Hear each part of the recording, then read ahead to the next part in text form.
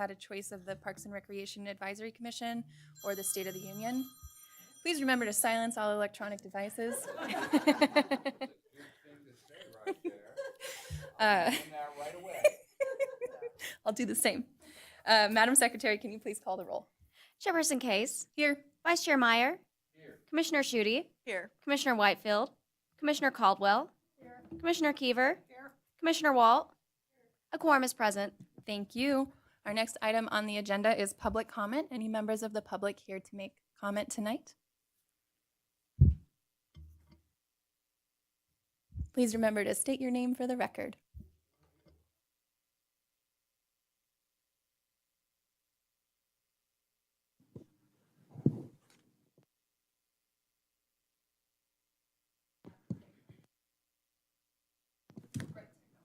Okay, hi. Good evening, everybody. My name is Greg Swift. I'm active with the Carson Ridge Disc Golf and also the Foundation for Carson City Parks and Recreation. But tonight, just want to make a quick comment on the disc golf scene. For one thing, just the reason Carson's so special to me is a lot of the stuff you guys do here. I know there's lots of worthy projects, and I love sports, the trails, just a lot of great projects and programs. In the past year, we, out at the disc golf course, had quite a volunteer presence, a lot of new projects, benches, and had our first event in October. I know some of you were there. So that I did want to thank Park and Rec Department for helping us coordinate and see us through our first project. The foundation was also instrumental in helping us, as well as Visit Carson City, and even Public Works kind of helped us out with some of the parking and logistics, being that it was the first event out there. So just in general, real quick update, if you get a chance, go out and check out. Of course, lately, haven't had too much activity out there since like the first of the year. The course has been just swamped with snow, as you all know. So hopefully you'll think those volunteer efforts in that whole complex is pretty worthwhile and worthy for your continued support. I know tonight the budget's going to be presented, and just wanted to continue to make a presence and hope you guys see fit to continue supporting us. Thank you. Thank you, Mr. Swift. Commissioner Kiever. Hey, Greg. Yes. I was going to let you know that I was at the store today and I overheard a gentleman asking where the nearest disc golf course was. So thanks to all the input from you and your fellow golfers, I was able to tell him where it was and how fabulous it was. And he was all excited and he's going to go there tomorrow to check it out. Oh, great. So see? No, and the course is the top-ranked course in the state of Nevada. So I think it's, okay, you knew that. So, yeah. Hey, the whole complex is getting so much use that Oh, good. it really is worthwhile, and eventually we'll be coming to you to expand a little bit. But no, thank you to all the members out there. Any additional public comment? Come on up. Remember to, well, I think this microphone's on, and then state your name for the record. My name's Tom McMillan, and I'm an avid disc golfer. I'm one of the guys that's at his course as often as I possibly can be. For me, I found disc golf about 2.5 years ago. Since then, I've on an intermediate level, I've introduced over 20 individuals to the sport of disc golf. One of the wonderful things about it is it's super accessible. You can be somebody who's mobility impaired and to somebody who, is very athletic, and everybody has their own part of disc golf that they can do. I've had my 14-year-old nephew to my 80-year-old aunt play disc golf with me on a certain round, and they've all had good times. They've all had a lovely time playing it and understand why it's so much fun. to speak to that, Carson Ridge Disc Golf Course is currently one of the few places you can take new people because it has a short course. So the short course is integral to being able to introduce new people to the sport. We have one of the best in the state, one of the best I've ever played. The next best course for a new person is the Wedge in South Reno, which is not cared for very well. So one of the advantages that we have over almost every course in the area is the amount of time and energy these guys pour into that course. So and everybody who plays there, who has never played there before, immediately comments on how well designed it is for the space it's in, and how well maintained all of the baskets and holes and the transition between the two that this particular course has. So to speak to that, it is the highest rating course in the state, and that takes into account stuff in Tahoe as well. There was just recently a YouTube episode for something called Beyond Disc Golf that showcased Zephyr Cove and Bijou, which are two of the top Tahoe courses. Both of those I play. Both of those are not places I take new people. Those are not places I take individuals who want to be able to access the sport for the first time.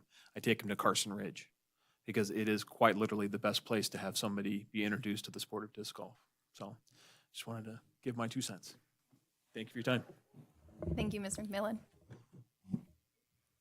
Any additional public comment at this time?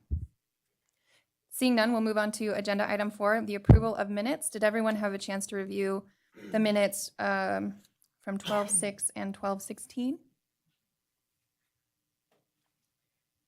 Any comments, changes? Motion to approve? I move. Oh, go ahead. I'll second. I have a motion and a second. All those in favor? Aye. Aye. Any opposed? Fantastic. Minutes approved. Moving on to agenda item 5A, the acknowledgement of our outgoing commissioner, Miss Stacy. And we're going to meet our new commissioner, Molly Walt. Very exciting. I'll turn it over to Jen.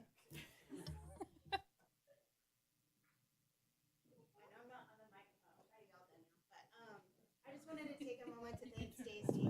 Oh, here we go. You don't have to. Yeah. I just wanted to take a moment to thank Stacy. She's been such a trooper in helping us and giving up her time, and she's such a great volunteer, and she's going to be helping us with the Parks Foundation and all kinds of great projects. So she won't be really going away, but we'll really miss her. And we have some coveted Dan Arp photography for you for your home, and we hope you enjoy that. Thank you very much. Appreciate it. Yeah, thank you so much. Good. Thank you all.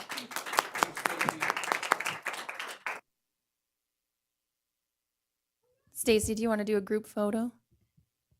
All right.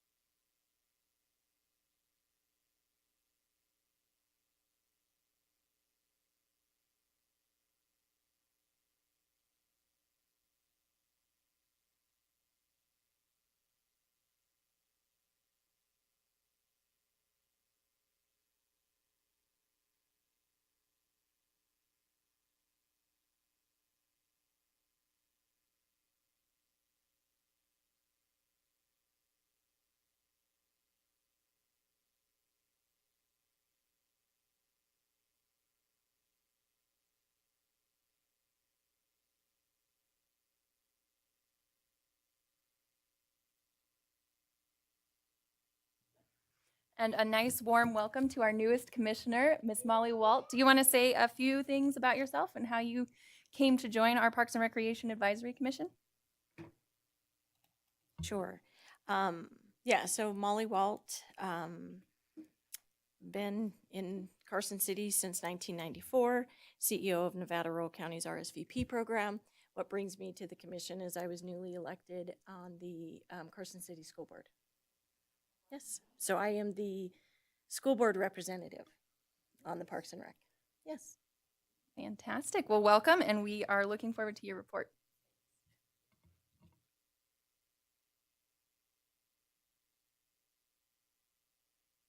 Oh, item 5B, discussion and possible action regarding the election of a chair and vice chair of the Parks and Recreation Commission for the 2023 calendar year. I've really enjoyed this. Thank you all for letting me get my feet wet as the chair of a commission. It's been a lot of work, and I've really enjoyed it. I'm not actually sure what I do here. Do I turn it over to you to help elect somebody? Thank you, Madam Chair. Jennifer Budge, Parks and Recreation Director.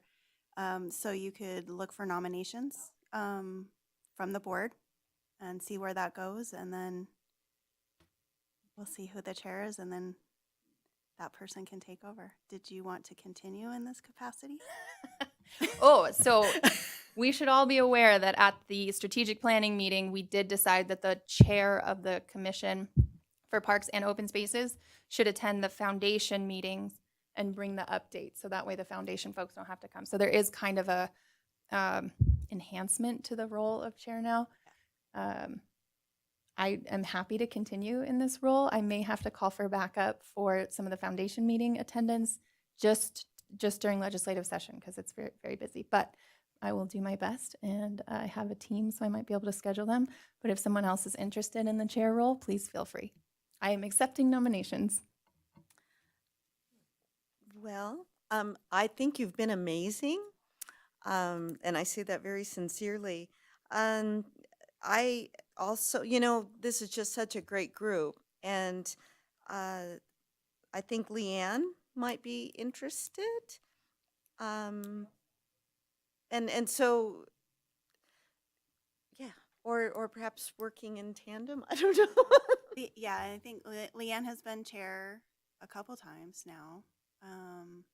Kurt, I'm not sure. Once or twice. Have you?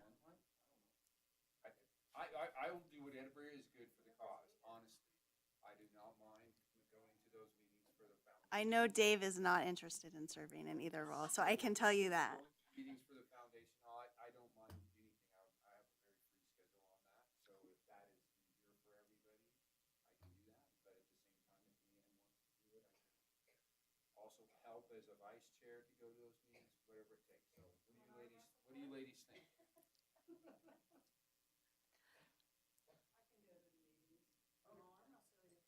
No, I don't want to do that. Okay.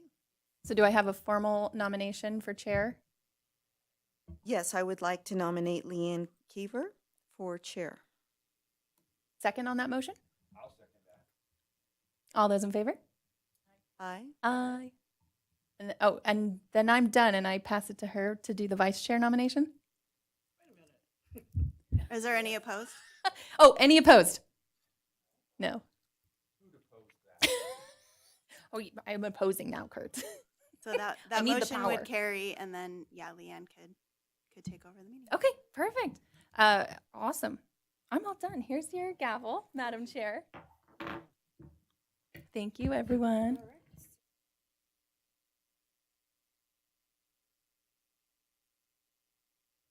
All right, we're going to entertain nominations for the vice chair. Does the vice chair have any special duties, such as attending the foundation or just being backup, Jen? I think just being backup for the chair, running the meetings if the chair is absent, helping be that liaison maybe for the Parks Foundation would be a great role. Okay. All right, I will accept nominations for vice chair of the Carson City Parks and Recreation Commission. Well, I think in light of somebody, A, being willing to arm wrestle, and B, having the time and willingness to attend the Park Foundation meetings, I would like to recommend or nominate Kurt Meyer as vice chair. All right, I'll second that. all right. All those in favor? Aye. Any opposition? All right. There you are. You're Mr. Vice Chair. Thank you so much for that, and I'll do my best. If you have any thoughts or direction you'd like me to follow, please let me know. Okay, let's move on to item 5C for possible action, discussion, and possible action regarding a recommendation to the Board of Supervisors regarding the draft master plan update for Mills Park. Nick Wentworth. Nick, you here? There you are. Thank you. Nick Wentworth, for the record, Carson City Parks Project Manager. Can I put it in this one? Can it go in this, or does it have to go in the laptop?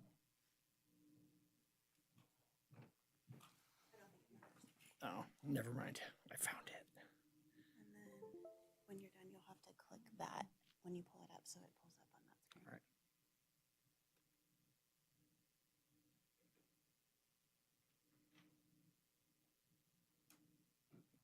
That's not it.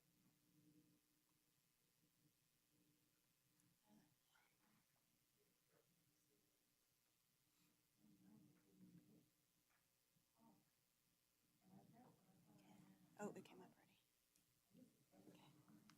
Do you want to do slideshow? Or you got it now? I'm gonna lead it through. All right, so I'm here to present the Mills Park Master Plan draft.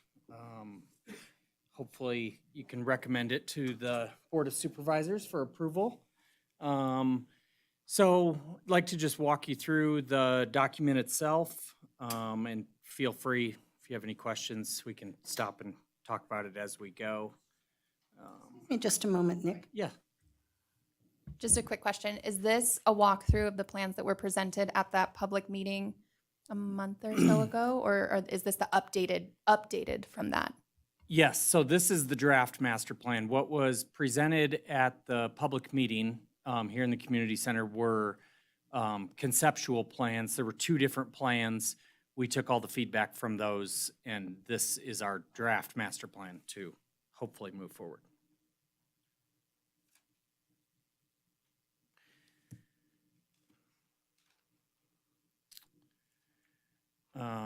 We can skip some of this and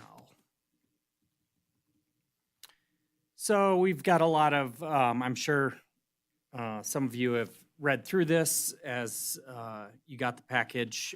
There's a lot of history in here and different things like that that we don't really need to bore everybody with. All the, I don't think this picture is actually in Mills Park. It might be at the library looking that direction though, the one of Ash Canyon Creek. But I was made aware that Mills Park is the only remaining segment of the creek that is still above ground. So that's why I thought it was important to include that. Some pictures of the golf course.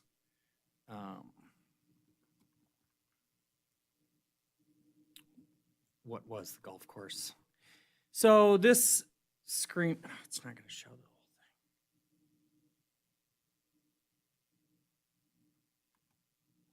thing. There we go. So this kind of covers exactly what you were just asking as far as the public engagement. And to summarize, in early 2022, Design Workshop was contracted for conceptual images and creation of the final master plan package. Public and stakeholder surveys were sent out in June and July of last year. Carson City staff sorted and compiled all the results from the surveys. The community's main concerns were the unhoused population, lighting, restrooms, and a better police security presence. The most popular improvements or additions to the park were a splash park, new playground, skate park expansion, and more community-based events and activities. Park staff met with Design Workshop on site to begin putting together ideas for the conceptual layouts. The concepts were then presented through a public meeting and shared on the city website in November.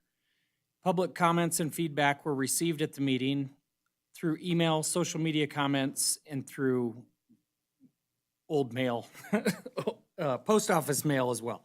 The The conceptual master plans were also discussed with stakeholders and city staff directly connected to Mills Park, including Carson City Public Works, Facilities, Recreation, Sheriff's Department, and Fire Department staff. Direction was then given to design workshop for design of the draft master plan that we have here today to be presented to the Parks Commission and later the Board of Supervisors. The goal of the master plan is to preserve the park's natural, aesthetic, and design while creating a cohesive, user-friendly park that responds to the concerns and needs of the community. Much of the park is dated with amenities like the westernmost pavilion and tennis courts aged beyond reasonable repair. One of the 2 playgrounds was removed in 2018 due to its age and lack of replacement components available. 2 of the 4 tennis courts were renovated and turned into pickleball courts in 2020. Oh. I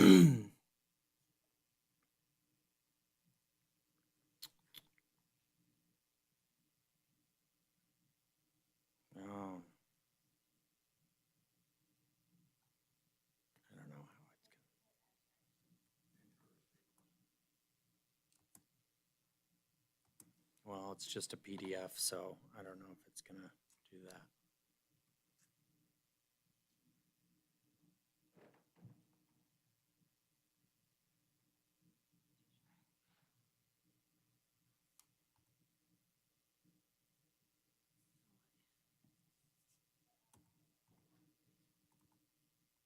Oh. So just a few, these are a few of the graphs that were produced from the results of the public survey.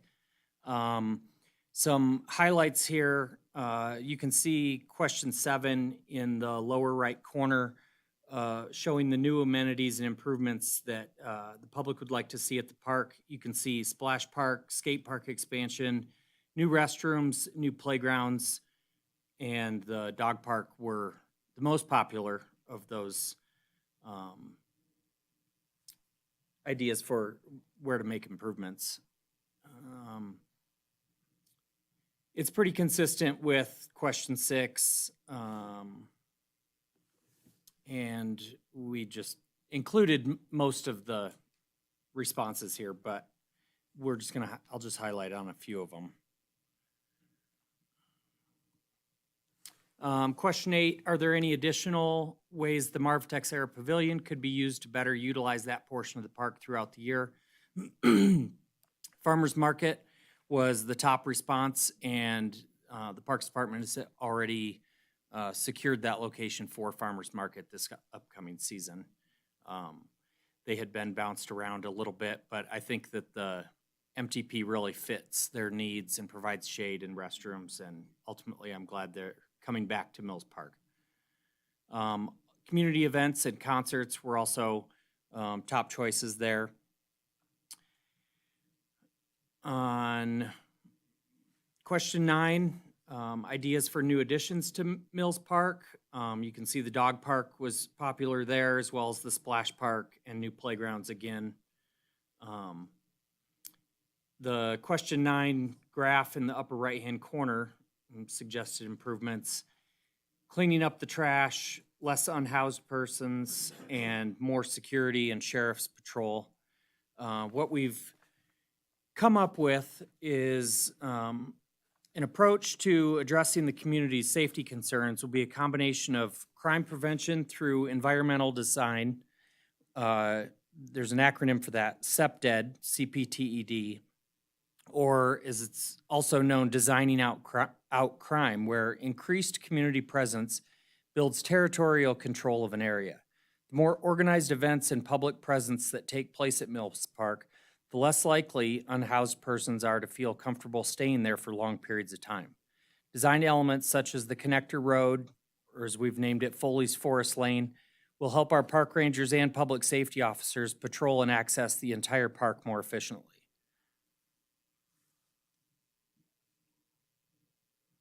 It was, and I don't know, I have a hard time believing any of you read all 40 of the written in comments. There was a lot there, but that was a common response, was concern for safety.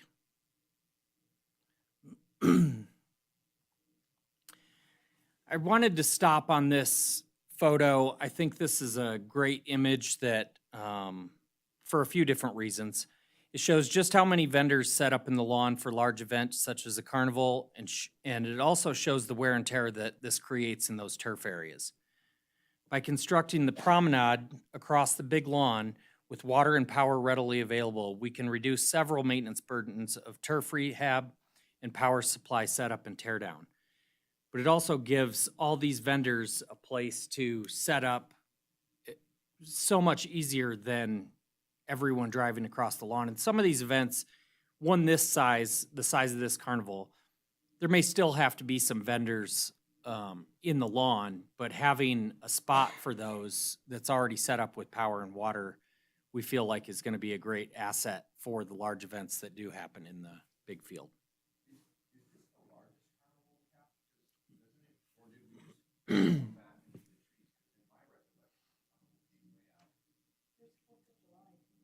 I'm sorry.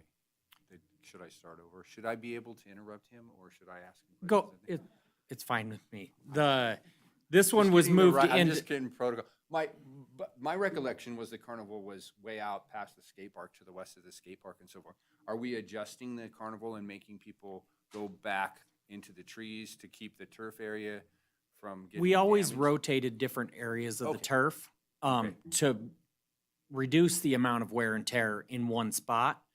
I'm not sure what the exact situation was here. They were pushed into Oxby Loop to put more of the big rides, the semi-sized trailers that are coming in there onto the asphalt so that it's not just, I guess my point was, is this, when you say carnival, this looks like a small carnival compared to the carnivals that we've been to. I think this is what they euphemistically refer to as the Nevada State Fair in June, and then we have the 4th of July Carnival that the RSVP program puts on in July.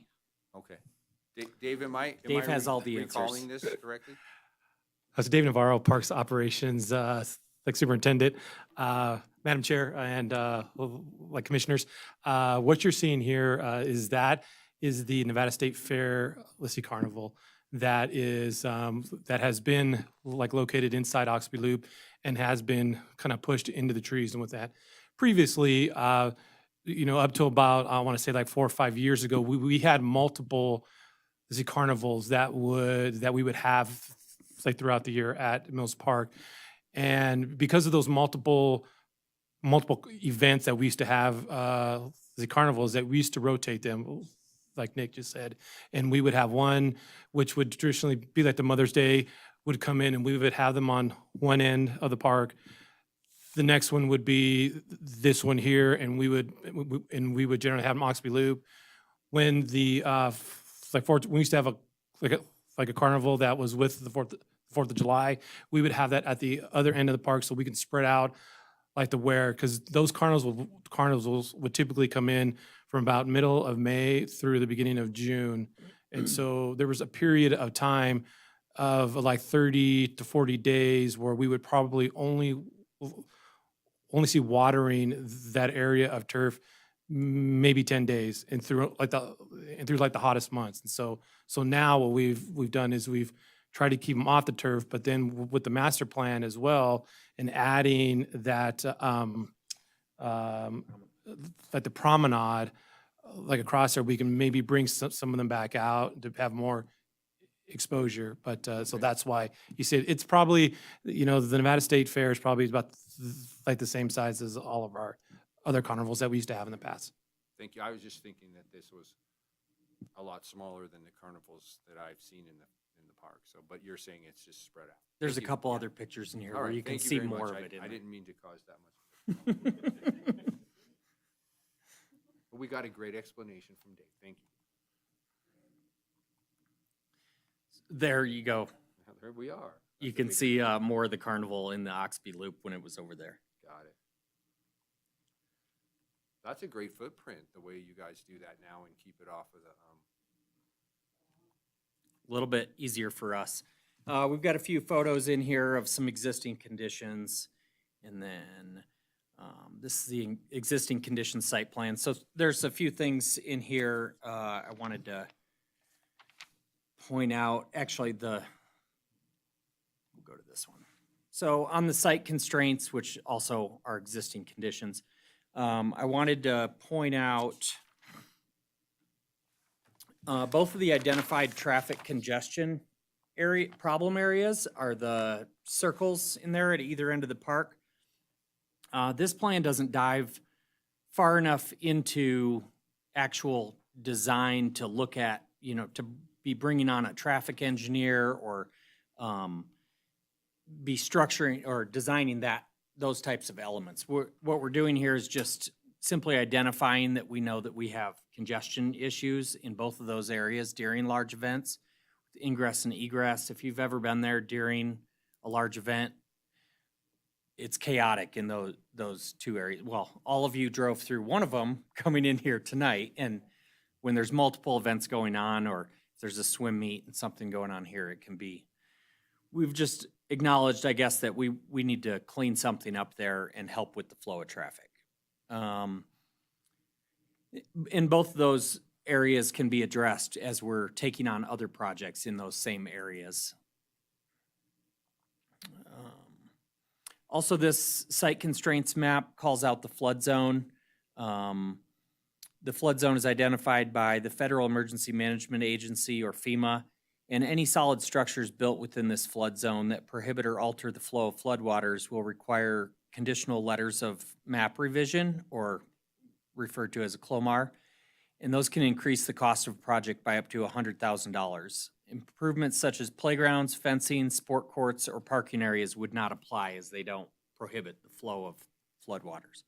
But just to point that out, so that that's something to consider through design process of any of these items.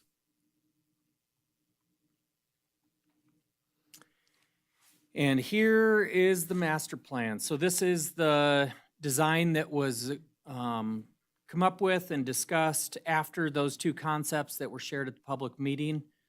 There was a lot of back and forth with this. There was a lot of, from the two concepts, there were people for and against almost everything in there. So it's difficult at best to come up with a plan that appeases everyone. I'm just going to cruise through some of these numbered items somewhat quickly, and feel free if you have any questions to let me know. Number one is to replace or update restrooms, and that's as funding becomes available. Right now, we have current funding from American Recovery's plan to replace one or two of those restrooms in the next 3 years. So that's already in the works with some funding. Fencing along East William Street. So this is intended to be a decorative and functional fencing to help direct pedestrian park users to enter the park through strategic locations. In conjunction with a new crosswalk on William Street, this can help reduce pedestrians crossing the roadway, which create safety concerns and conflicts with traffic. We haven't exactly decided where or what that'll look like, or identified the exact locations for those entry points, but we know that what's there now does create some safety concerns with people running across William Street and things like that. So Has this been addressed with the what's going on tonight? Yeah. So do they have solutions for that, can help with the master plan? So they are putting in a crosswalk. If you can see on the plan there, pretty much straight, I wonder if you can see you can see my cursor. Look at that. Right here at the east end of the Highway 50 parking lot, there will be a crosswalk coming across there. Well, that'll be great. So that is most definitely a key location where there would be a break in the fence. I was there before here, and it's listed crosswalk. I took it as potential, and then there was one closer to the Starbucks and maybe I understood it incorrectly. Well, they're still in 60% design, Correct. so Okay. that was the most current information I had. Okay, Yeah. okay. If you don't mind if I jump in, sorry, Jennifer Budge, Parks and Recreation Director. What they're referring to is the William Street Complete Streets Plan. Is that the right? Right. title, Yeah, and Nick? it's in 60%. I just want to make sure design. everybody knows what we're talking about. So Public Works is heading up an effort about planning and implementing improvements to William Street, and then we're trying to dovetail our plan into theirs as well to make sure that they kind of complement each other. Sorry. A quick question. The crosswalks, will they have the warning lights, or are they just going to be a straight crosswalk? Because it seems it would be more effective with those lights. I believe they will, and like I said, the William Street improvement project is only at 60% design, so I can't give you a positive answer, and that's more of a public works question when it comes to how the budget all lines up and what ends up happening. But the intention was to put in the flashing beacons.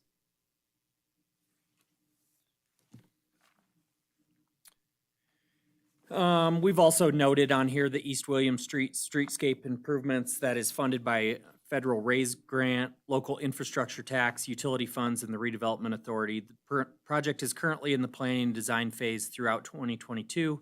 Construction is anticipated in 2024. We've got parking areas labeled on here.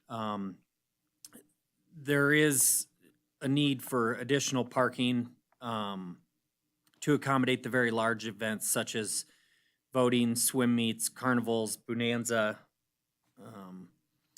We've tried to squeeze additional parking in wherever we can without, we definitely don't want a huge parking lot in the middle of Mills Park.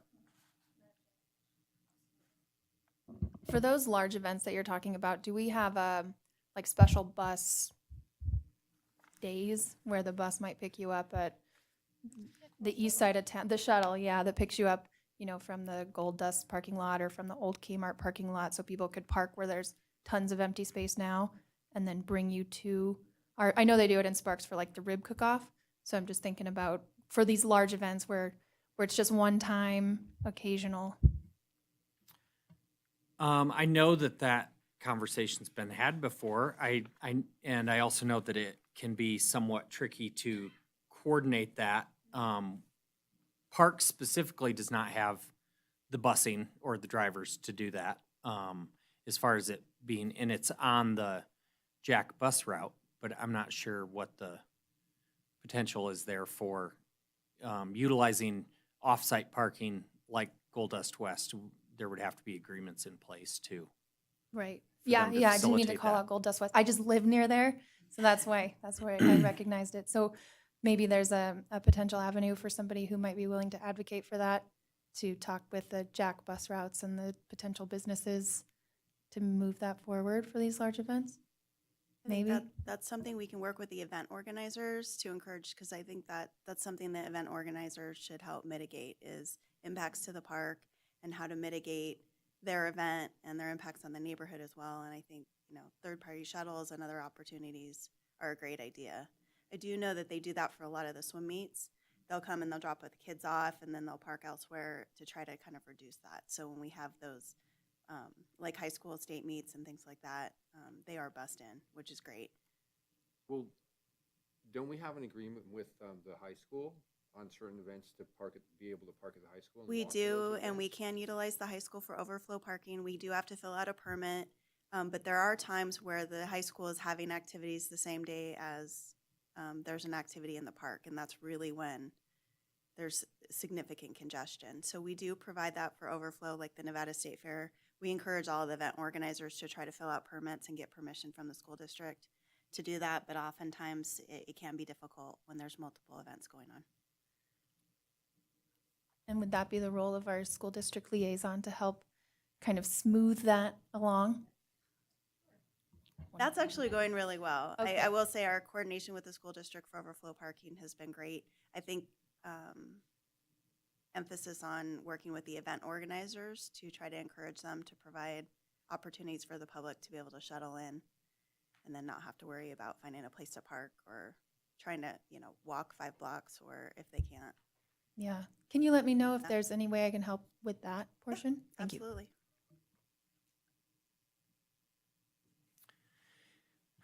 Moving on, the Vietnam Veterans Memorial.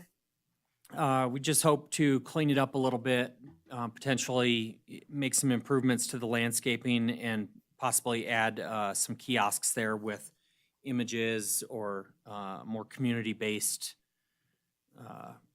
information there.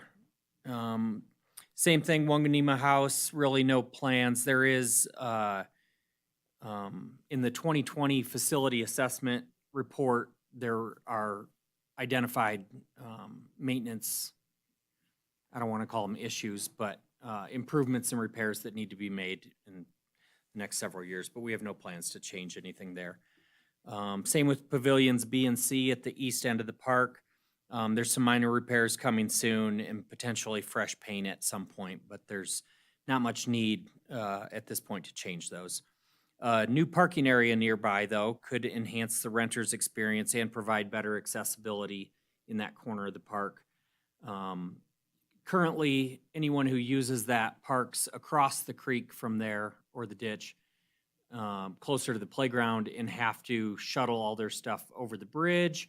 We do have a gate where this parking lot's shown in the southeast corner, and there's a dirt road access into there. But that corner of the park's somewhat underutilized, and a little bit closer parking area could help improve the experience in that area to the Vietnam Veterans Memorial and also those pavilions, and hopefully a basketball court. The maintenance road shown moving between the MTP and the skate park, and then also across towards Oxby Loop. That's all utilized now by maintenance staff and public safety. Really, we'd just like to clean that up a little bit, continue it all the way out to Oxby Loop with some gravel, probably not paving it, just moving some irrigation off of it so that we're not making mud puddles every night, wasting water. Number 10, the proposed engine house arches. This is a Carson City Public Works project. They had saved some original stones from the V&T engine house that was torn down in 1991. The Redevelopment Authority funded project will reconstruct 2 arches side by side to represent the historic building at the western edge of Mills Park, where original tracks once laid. The project's civil and structural design were contracted to JK Architecture, and the surrounding landscape was designed by Design Workshop. That project's expected to be completed by July of this year.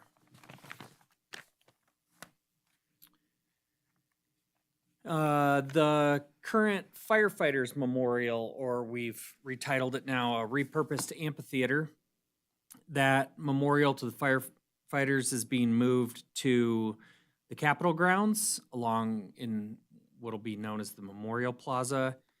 We'd like to reuse that amphitheater, and I don't think we need to spend a whole lot of money there other than maybe cleaning up the landscape a little bit, but it could be a great place for interpretive talks from the park rangers, open space staff, or a wide array of other creative and instructional uses. Our new maintenance shop, number 12, along the east edge of the park. This is a 3,000 square foot shop and 8,000 square foot surrounding maintenance yard. Estimated construction is spring and summer of 2023. Those bid documents and plans will be going out for bid towards the end of this month. Vegetation buffer along the entire east and southern borders of the park. Our intent there is to create a 20 to 40 foot area adjacent to the neighbors on both those property lines where heavier planting, additional trees, and some turf reduction can help reduce park use close to the fences, some noise reduction for the neighbors, and also visual impact from them. Create somewhat of a buffer zone there that help, I guess, ease the pain of living next to a park. The pickleball complex, it was initially thought in both of the concepts to put that somewhere else. With the existing funding that that project has through ARPA, they're funded $500,000, and with a lot more talk with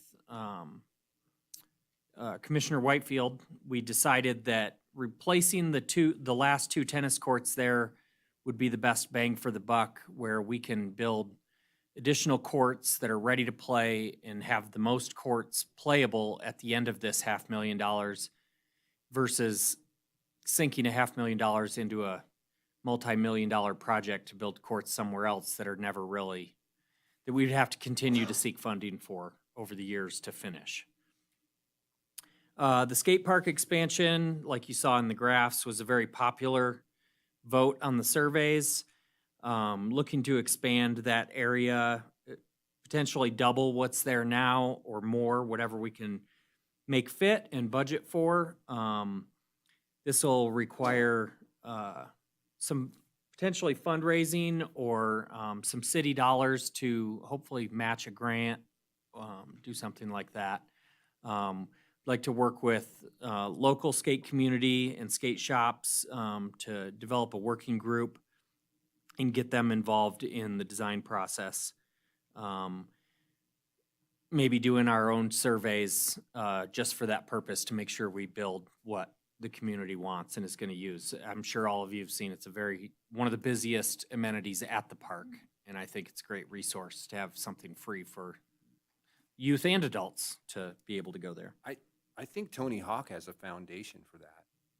I'm positive Tony Hawk has a foundation. Yeah, and what I found out was that I think they only pick like one, I don't know if it's one a year or something, a skate park to build, and it's very, very competitive. Okay. Like, it's certainly worth looking into for obviously free money, but what I've heard of it so far is that very competitive process to be chosen for that site. Well, if you do it, tell them that Ken that designed this skate park, he was like the first to do this. And he came from Santa Cruz and he came in here. It was really cool. The kids all came to this room and they got pieces of clay and they made features that they wanted, and Ken put it all in there, and that's how the skate park got built. It was a really neat experience. So, and he's since passed away. I can't think of his last name, but he's from Santa Cruz, so you should put in something about his name, because that would raise a flag. And you could research that, but and find his. I have that name Yeah, somewhere. I yeah, saw it. and super cool guy, and it was really neat that it was interactive with all the kids and so forth. So I just throwing that out there. So. And the Tony Hawk Foundation is a competitive program. And what they typically do is you get to a certain point with your funding efforts, and then it's like USTA. They come in at the end and you get like the last 25,000 you might need or something like that to actually make the project happen. They don't typically fund like the entire maybe $100,000 improvement, but it's a really great program to make kind of that end meet. But I was just saying in the application, if we put Virginia Orcutt designed by, I might.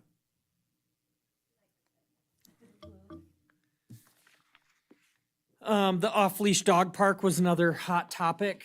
I think it was very clear that we couldn't put that near the homes. The southeast corner, the neighbors were definitely opposed to that. I think Sealy Loop's a great fit. We have plenty of space over there. We have plenty of parking. It's a very underused portion of turf as it is. We intend on using turf, whether it's switching to synthetic turf or utilizing the turf that's there now and creating two separate parks, one for large dogs, one for small dogs, obviously with the double gates like we have at Fuji. Fitness areas, there is one now in the southeast corner. It's the surfacing is essentially falling apart. So we are looking at maybe 2 to 3 different locations with groups of equipment spread out where they could be used as a loop or independently from each other. New playground, one of the most popular responses and votes in the whole process. Where the playground is shown on here is actually where our existing maintenance yard is now, which we would need to come up with something obviously to do with that area once it's done.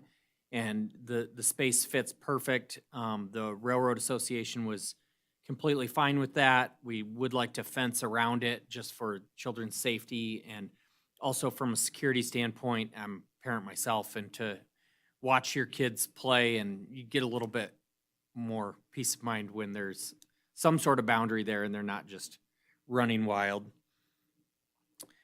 Concession plaza and restroom, you can see those right over by the pickleball courts and the future splash park.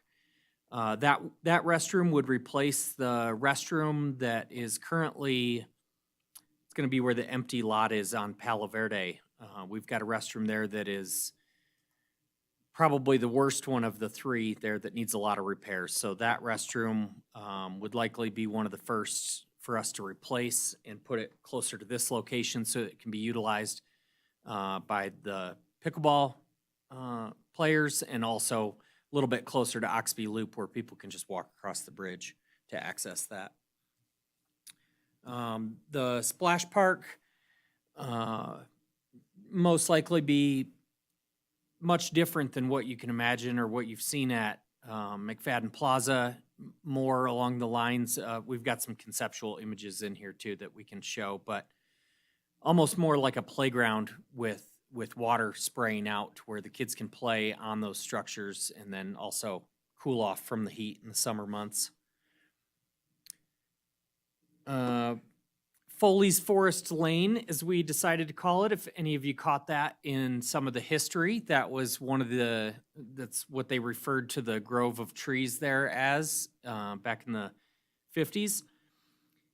I really like this idea. I think that from a parking, some of the parking issues we talked about before, if you've ever been here to vote, you see Oxby Loop fill up, same thing for swim meets or anything else. Well, now all those people are going back out the same direction that more people are trying to come in, and you're adding to that bottlenecking out here between the community center and the big field, where if we have a connector that can open during those large events, they can just continue to move down and find parking as close as possible without exiting back onto William Street and all the way around to Solomon to enter back through the park the other way. We did talk to Transportation Department about this, and it would certainly need to include several traffic calming methods like speed bumps, dips, center islands, crosswalks, potentially public art, and then also some parallel parking pockets where space will allow. 2. Fire code has to be 26 feet, clearance down the center besides those parking spaces. We did add a basketball court. That was not on either of the concepts. That was a very, very big or very popular response. And I have to say, I agreed with that. We don't have very many outdoor basketball options in this town. And I think it's a great addition and it fits well over there, especially gives more purpose to a small parking area in that corner of the park.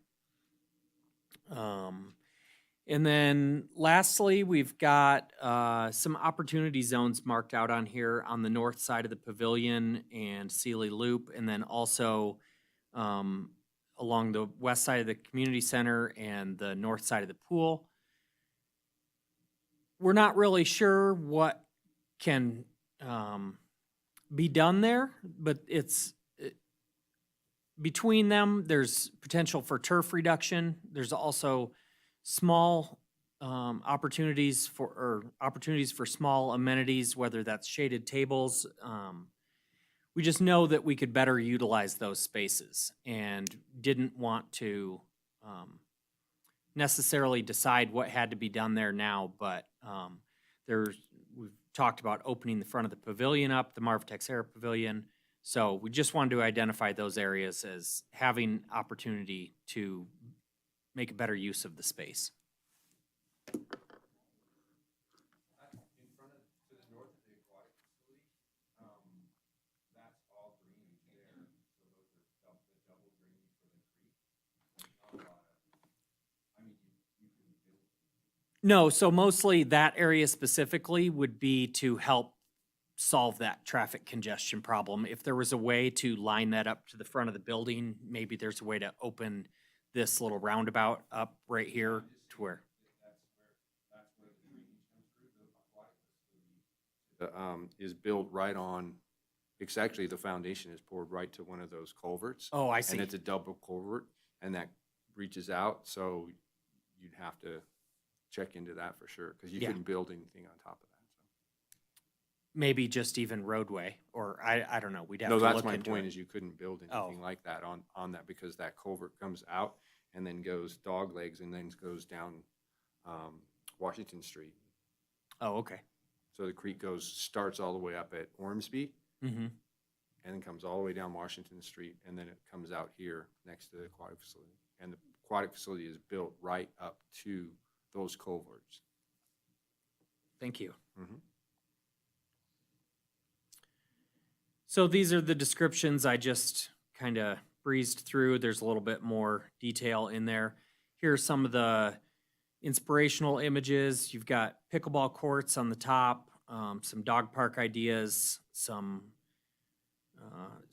bigger skate parks, some splash parks. These are some of the features I was talking about, almost more like a playground with water added to it.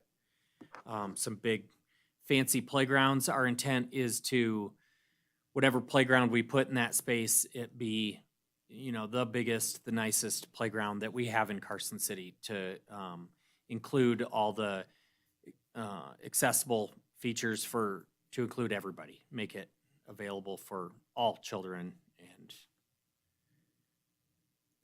some basketball courts. Hard to find pictures of exactly what we're imagining for the promenade, but you see the food trucks there. Kind of a cross between that and the concession plaza we have images of. So lastly, we've got some cost estimates. So I won't bore you with all the details, but the phased project estimates found here are rounded up considerably, as most do not have dedicated funding yet and would likely need to account for continued inflation and rising costs. These are very high-level figures and total over $16 million. The new maintenance shop is already funded and designed. It will be open for bids later this month. We're hoping for construction this summer. 2 restroom replacements and the additional pickleball courts are all funded through the American Recoveries Plan and should be wrapped up in the next few years. Wanganema House improvements are necessary and foreseeable repairs that were identified in the 2020 Carson City Facility Assessment. Larger dollar figure projects will likely need financial assistance through grants or other similar opportunities.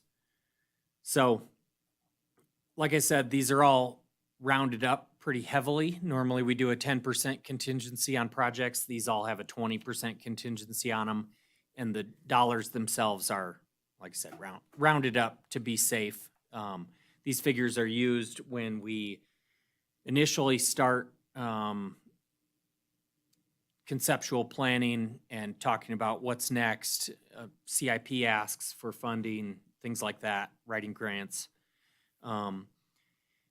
The priorities as far as the projects go,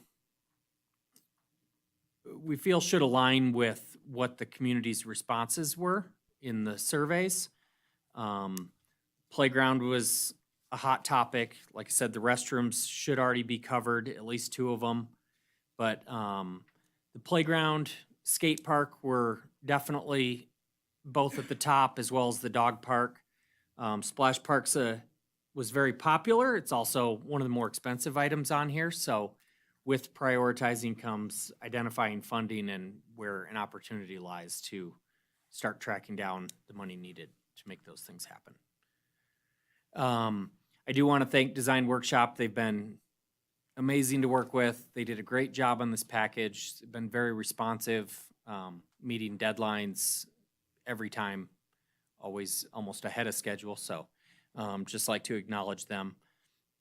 And then, yeah, I did have a conversation with Public Works today about the fencing along Williams Street. They had some concerns coming from that side that were coming to the East William Street project meeting tonight, that were concerned with the fencing along there, and just wanted to make sure it was included, but touched base with them again today, and that will not be part of the East William Street project. That will be on the Parks Department to come up with a plan and decide exactly how to put it out there. We'll have to see how their design process moves, and like I said, exactly where that crosswalk may end up, or some elements like that. So that's all I've got. I had one question about, I thought about it after you mentioned in front of the aquatic facility, straightening out that traffic and so forth. From the years of experience working here in the community center and across the street, there's times at the swimming pool, especially in the morning, that there's a lot of people that could probably use a handicap sticker. I mean, they have handicap stickers on their car and there's just not enough handicap spaces out there. And my point of that is that to straighten that out and to make that a little bit more friendly to car traffic probably would not be safe for those people that can't park right up against the aquatic facility. They're parking up against the community center gym and out into the parking lot over here because they're making their way to the swimming pool. And that's one of the biggest complaints I had throughout the years is people speeding through there with them trying to get to the aquatic facility. So that's something to really keep in mind when they're coming to use the therapy pool and doing their exercises classes in the morning. So that's just, thought I'd share that since could be breaking some concrete and redoing things. And like I said, that's just more us acknowledging those, we are realizing there's a congestion problem at both of those and want to explore the possibility with other projects in the vicinity, what we might be able to do to ease some of that pain or make it better. Yeah. Well, Maybe I guess my point is that the congestion is probably good for the speed of traffic going through there because those people need to, those people are, yeah, it's traffic calming. And if there's anything, it should be calming because there's not enough spaces right in front of the swimming pool to accommodate the people that are coming to the facility. And that traffic calming needs to be a design feature when we're dealing with that because of the people that are coming to the facility. Okay, thank you. Yeah. Thank you so much. That was a great report, very informative. Thank you for doing it. Do any of the commissioners have any questions? Commissioner Case? Hi. I'm sorry, Madam Chair, for not informing you of this prior to the meeting. I'm opposed to the plan because of the road going right through the middle of the park. And I totally understand that there's traffic congestion problems, there's parking problems. I just don't see it getting better if we're increasing the number of parking spaces and the ability for traffic to go straight through the park. You know, we're adding 928 parking spaces, so that's 928 more vehicles, and they're going to travel through the park and try and avoid that light at Salomon. And you mentioned kids. I've got a 2-year-old. I just want to let her run in the park and not have to worry about traffic. And even with traffic calming, I mean, some of those trucks that are lifted, right? My head doesn't go over the hood of that truck. They're not going to see me. They're not going to see my kid. They're not going to see other people's kids. I can't support designing a park around traffic and around cars. If you zoom out just a bit from that map that you show, there's a road, there's a road, there's a road. Our whole city is designed around vehicles and car traffic, and I want to have a little bit of space that's not designed around cars and traffic, if possible. Thank you. Just one note to clarify, so the parking that's shown here for 928 total spots, that would be the estimated new parking count. The existing parking's 520, so that's a 400-ish increase. That wasn't 928 increase. Just clarifying, just so you know. I appreciate that clarification. So just a little over 300 new vehicles coming up and down that road. Other questions or comments? Commissioner Schutte? Thank you. Thank you for the presentation, and I can't imagine the amount of work, especially with all of the comments. And I know I spent considerable amount of time, the A, the B, and pick and choose. And I also share the concerns about the road connecting. And for many of the same reasons, you know, we're working so hard to help our community be multimodal and to encourage walking and biking and in addition to vehicles. But I don't know if a park is the place that convenience from one side to the other should should influence design in the way it potentially is. That said, also the concern though about homeless, and I did go through and I like highlighted all of the concerns, and I hadn't thought about the safety side. So I'm struggling a little bit, but yeah, all things being equal, I don't like the idea of those roads. I also think it creates its own traffic issue. If the road was to go through, perhaps a calming mechanism would be to remove the parking along that road. I was wondering if parking could actually be increased on the northeast segment of the lawn by the community center. So you have those three segments. And so the northeast, if the parking lot along the east side of the community center could be enlarged further north, and that would also help keep cars out of the park. That's lawn that really is not used.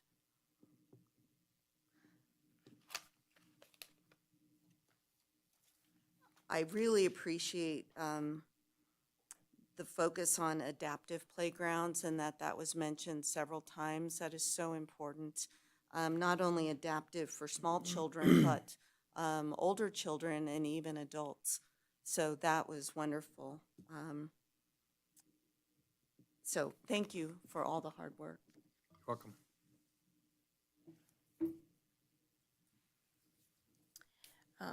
Yes, thank you for the presentation. It looks great. So my concern is Salmon 205 in the afternoon. Are you all going to close Saley Loop? Because that is just a great way for the high, because we all know the traffic at the high school in the morning and in the afternoon. Trying to get out, you know, of the high school or trying to get into the high school during that time, it's just horrific. William Street, Robinson, Fifth Street, it's hard. So I see this as being a great way to get into the high school through this Foley Forest Lane. Will it be closed during those times of school start and finish? So we discussed that as being a possible solution to avoiding, I know that some public works staff had concerns about the cut-through traffic. We were envisioning something like where you drive through Rancho San Rafael Park, very uninviting to cut through. But that discussion led to potentially, we have gates in place now, and potentially just having one gate there at one end, wherever that may be determined to be best, and closing that at certain times so that people don't, especially high school students, don't get too comfortable with that just being open all the time, and is that being their route to cut through there. So I'd say that that's undetermined at this point. It was definitely discussed about potentially closing that certain times. It wouldn't really, if we had it there during events and when people from out of town are visiting the park, would be the most ideal time to have it, so that people that aren't familiar with the park enter one side and realize they need to be on the other side, it can flow through. There was also discussion of that being utilized more for events, somewhat like the promenade is to be, but the discussion kind of went all over the place. But that was definitely part of it, was to close it off at. So then would you have to have staff or I mean, how would you open it? How would you monitor the opening and the closing? We have automatic gates in other locations, so either or, whether staff or automatic if funding allowed. I mean, I would agree. I don't particularly like it, because I do think that there's going to be more problems, then, and I do believe then you're catering. You're catering to the event, and I'm not really quite sure how many events you do have at Mills Park where we're going to be catering to, those who are attending, a one-time event or out of towners, when this is a community park. And it should be emphasized as a community. I think like the splash pad, that's great for the community. Pickleball, great for the community. But if we're just making that lane so it's convenient for events and for out-of-towners, you're kind of taking community out. So no, I'm not, and I do think that it may cause more problems than it does good, because this would be, I see it as, especially with a high school, it's to come in and out of, this is a shortcut.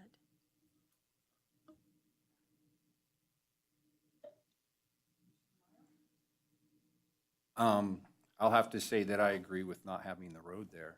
One of the biggest when we had construction on Rube Street and Rube Street was being widened and so forth, there was a lot of people, a popular office was over here next to the swimming pool, and those people were cutting through the front of the swimming pool and so forth to get to that office, to get away from that traffic there. And I mean, that was one of the reasons I talked about that. We got a couple extra speed bumps in there. They got hit by the snowplow and they're not there anymore. But at the same time, reiterating what I said before, that instead of making it better for traffic, I think we should make it worse so that it's better for public to walk around and so forth. I mean, I was standing on the corner. We parked at the library for a 4th of July show with my kids, one in a stroller and one holding his hand. And a lady got killed like 15 minutes later, right there on the corner. And Sally and I went back and forth with the city as long as we possibly could to get that flashing light there, because every time we heard a horn and a screeching, we thought, oh no. And she said she'd run to her window and I'd look outside and everything okay, and we finally got that flashing light. So I think I agree with what everybody said. We need to do less for traffic and more for pedestrian walking around the park.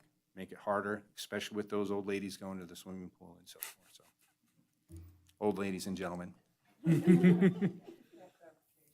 Yeah, I'd be in favor if we turned all of Oxby Loop into, handicap accessible parking only, and everybody else you Well, park, it'd only be used park for somewhere certain times else. of the day. So anyway, that's just, Walk to the park. that's my experience, and sounds like everybody else here likes those ideas also. So thanks. I'm going to be in the minority. This is Dave. Can you hear me? We can hear you, Dave. Okay. I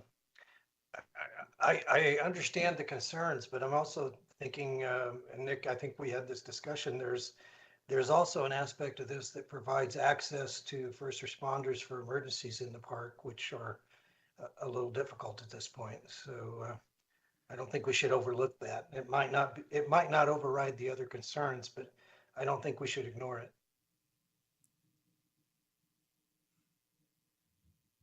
Commissioner Whitefield, this is Leah Case. I think you bring up a good point. There's also in the plan, if you can see it, there's a maintenance road. I think it's number 9. Would first responders have access to that maintenance road to traverse from one side of the park to the other? They do now, Okay. yes. Okay. I don't know if that helps Commissioner Whitefield, but yeah, we definitely want first responders, and I've seen the fire trucks up on the grass. I think they have 4-wheel drive capability. They go wherever they want. I'll agree with that, yes. Thank you, Madam Chair. Commissioners, I want to chime in on this road situation. So I really appreciate what you're saying. I get we don't want to create additional traffic problems. We don't want to create additional safety issues. You want your kids to be able to use and enjoy the park. My opinion is the park as is right now is really difficult to navigate. And I think for all park users, not just at events. It's really challenging when you're new to that park and you're trying to get to the swimming pool and you go on the Solomon side and you don't realize how to get over there. then we have people driving everywhere. They don't stick to roads, they get confused, and we have had people get stuck in the ditches. And just, it's a traffic nightmare now. It's very difficult. I do think we can improve signage and we can educate people when they drive in, and you can have, you know, a bunch of signage here, here, here, this is what's on the side. But to have to go around the block and get back out, and let's say it's after school and high school, and you're trying to go all the way around to get to the other side, it's just not user-friendly. Those are busy streets, Solomon, William Street, even Roop. They're all really busy streets. So I think the intent was a lot of reasons. We've had some major incidents in this park. We've had the need for safety personnel to come in. I've seen police officers have to drive all over the lawn to get to where they need to go. We want them to be able to get there quickly. Obviously, traffic calming and things like that would slow them down, but they will get to where they need to go. But it is an issue from an event perspective, but a regular operational perspective. The park is very overprogrammed, which is a good thing. It's a good problem. You know, we have so many people going there on a regular basis. And I appreciate the comment about community, and we have a real community feel at that park, but I really see this as a regional park. This is a destination park where we have locals, a local component, and then we have people coming from all over to attend events. The state swim meet is here because there's nowhere else to go. We have large-scale events as well, so we have to try to find a balance, I think, between the two. So I think it would be great if we could try to figure out maybe a compromise to be able to have, whether there's operational considerations or closing gates, we can do that. If there's a way to only open it up during certain events or things like that, but traditionally maybe, you know, most days of the week gates would be closed, and then only the maintenance access in between or something like that. Some kind of compromise I think would be really beneficial. That way if like a fire truck had to cut a lock or something to get through somewhere, they could be able to do that, or just some kind of compromise, because I really feel like the existing layout of the park is not user-friendly and it's confusing for people. So there's that, there's safety issues. I don't want to perpetuate the problem by creating a racetrack that goes through the park. I completely understand what you're doing. But Nick commented about like Rancho San Rafael Park or South Valley Sports Complex in Reno. These are large regional parks where you have to be able to get from one end to the other, and they are designed in a manner to try to slow traffic and reduce that. And then if we have the active play areas not near the road, that would be a good design component, you know, so you can separate those uses and allow your kids to be able to play. But right now you can go on the large turf area, and, you know, people do speed right through Oxby Loop despite, you know, the large speed bumps. They're pretty ginormous, you know, and especially in front of the pool. And I get that congestion does create some traffic calming, but it does create other problems too when you're trying to get people in to vote and people at the swim meet, and then there's a dance competition. We have a lot of these congestion areas as well. So being able to get people through the park, I think would be beneficial. So I don't know if we could come up maybe with a compromise to be able to accomplish some of those things, like you said, through the maintenance road or some other way, but we don't want to provide emergency access through all of these improved park amenities because it's difficult for safety personnel. And I think you could create additional safety issues with that too, because people wouldn't be expecting, you know, a large fire truck driving through the turf, and that has happened. We can replace turf, I completely get that, but we need to find a way to improve the traffic flow and the message to our park users so they know which end of the park to go through. I do think a huge signage component would be necessary. I do. Is that okay? Yeah, I'm so sorry, Jen. I can't do a road through the park. And I get the concerns, but you know, you kind of made the argument yourself by saying Salomon and William and Robinson are all such busy streets. That's just going to overflow right into the park. So, you know, my compromise would be, all right, get rid of all the road and parking on Sealy Loop then. Take all that out so there is no incentive for people to try and drive through the park. You know, if there's only one entryway, then maps will redirect you to where that is. And I'm making it worse. I'm making it a pipe dream, right? But like the problem is traffic. Let's not add more traffic to the problem. I can't do it. I can't do it. Plus the maintenance costs on top of that. I don't know how we're going to do it.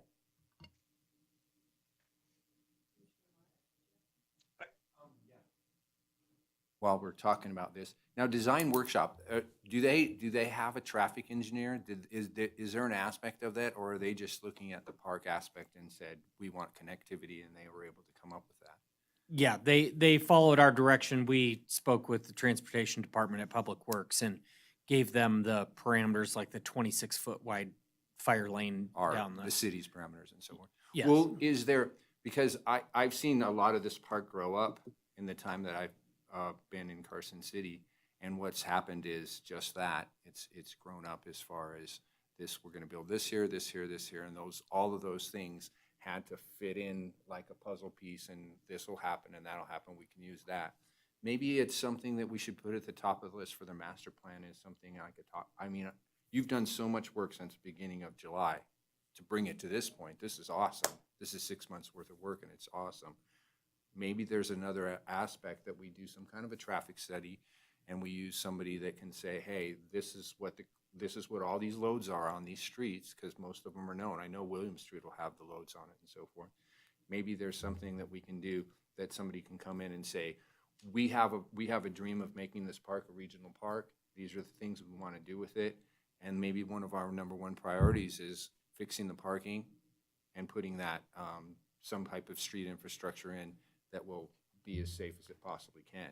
And after that, we build all of our fun stuff. So just, Well, I think you summed up our biggest hurdle is that there's never been a master plan at Mills Park, and it's been added to and modified and changed, and certain amenities and facilities built, and never given real thought process as to how user-friendly that's gonna be for people to get through from one end to the other, or to, I've been there for National Night Out with my father-in-law that is an above-the-knee amputee, and we had to park at Sealy Loop and walk to the big field from where this is showing the dog parks. yeah.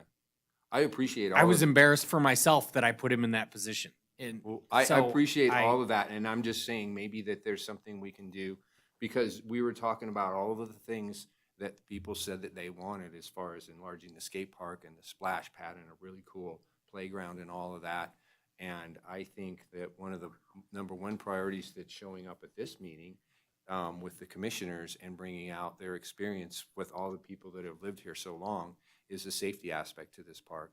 And the safety aspect has to do with the road and the parking and so forth. So maybe that's something that we tackle first, instead of trying to do the same thing and piecemealing it all together. So maybe we say, hey, let's get the traffic figured out, and then traffic and parking, and then go from there. So that's just my 2 cents. Could we? Comment? Oh, sorry. Dave, go ahead. Sorry. Okay, I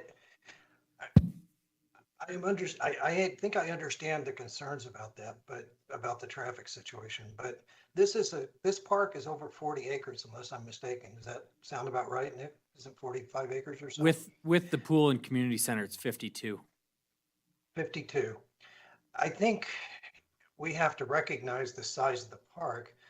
And if you were to let's just take the idea that Leah had of closing Sealy Loop, then you've got a park that's no longer accessible to the majority of the users. This park is not a local community park like is in our neighborhood park like we have. I think you just have to recognize the size of it and deal with the traffic. I also think adding the parking is in itself a traffic calming design feature. I mean, I know I don't speed through Oxby Loop because I'm afraid somebody's going to back into me as I'm driving down the road. And I think most people in a park this size would find that a reasonable way to operate. So I realize I'm in the minority, but I think to make the park accessible, I think we need more access. Thank you. Jennifer Budge, Parks and Recreation Director. if I could make a suggestion, I would hate for one component of the plan to stop our progress and not move forward. I think Commissioner Meyer's suggestion about a traffic study would be a great action item to throw in the plan. I wouldn't want to do a traffic study and then complete the master plan, though. So perhaps we could figure out all the amenities that you all agree on, you think are a good fit, identify any ones that are maybe a concern, and then maybe one of the action items that we put in the plan and a priority is to do a traffic study and look at flow and parking and try to figure that out with, you know, a third-party professional that can look at that. You have all the concerns, we can bring all that to them too and say, we're really concerned about these things. How can we mitigate this stuff? And then we could bring that back to the commission to look at a plan for a public review and comment, and we could build that into future budgets to be able to fund that traffic plan. And we could approve a master plan, and we could maybe just have like a caveat in there with that, maybe amend the plan in the future based on the results of the traffic study. So I would, you know, you could leave the road out for now, but identify the need. An action item would be a traffic study to have future recommendations for improvements to the park. That way we don't stop the progress that we've made because we can't agree on a road. I don't want to see that to stop, and I'm sure the Board of Supervisors will feel strongly about it as well. But I think they'll hear you loud and clear. You know, we have some conflict with that one component right now. Commissioner Chase? Would that traffic study include the possibility for those off-site parking and jack being utilized and shuttle buses being utilized as part of those large events? They would typically look at all the programming, so all the things at the park and where there's opportunity and where there are constraints, and then we could work with that. And we can reach out to our event organizers too to see if we can really start forcing that issue. It doesn't solve a lot of the existing problems, but it does hopefully reduce the vehicle traffic, you know, if we try to get creative. I do think it would help, and I think that's a great suggestion, but I don't think that's 100% of the solution either. Yeah. Any other questions or comments from the I commissioner? have a couple. Commissioner Schutte? Sorry. In turn, and I appreciate the desire for this project to be user-friendly, and if somebody is new to the park, not knowing which entrance. However, after that first visit, then there is an understanding that there are two entrances. And so it's an easy problem to solve by the second visit. So I'm less concerned about that, especially with signage, and signage really that could highlight what the west side of the park can feature and what the east side of the park features. So I think that reduces the need for the connectivity.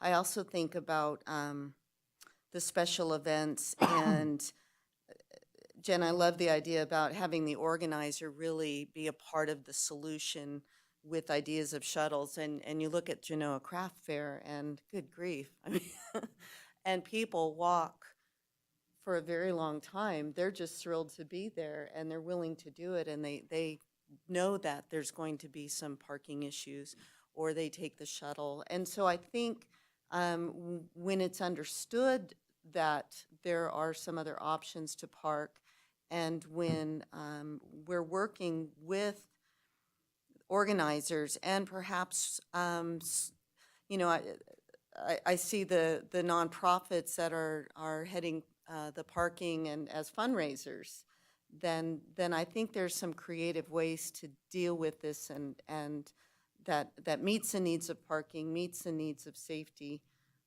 but does not put a road through the park. Meyer? Do we have a jack stop in the park or around the park? Great idea. So with that, I mean, The William Street project is going to include one out here somewhere near where Oxby Loop, leaves William Street. Because I think we have them right here at the Yeah, library. there's one directly out across Yeah, this both- parking yeah. lot They're across the street. and at from the each other. Yeah, library. library. And I believe to fix some issues with some of the routes or whatever it is, I believe they're looking at adding one somewhere out here near the entrance to Oxby Loop in front of the Great. community I center. just thought I'd throw that out there during this design and so forth, that maybe we could talk with Jack and see if we could get them. Well, and I don't think, in my opinion, I mean, I'm all for biking and walking everywhere we can. There's a huge majority of the population that no matter how easy you make it, they're gonna drive there no matter what. Yeah, understood. Just throwing that out there.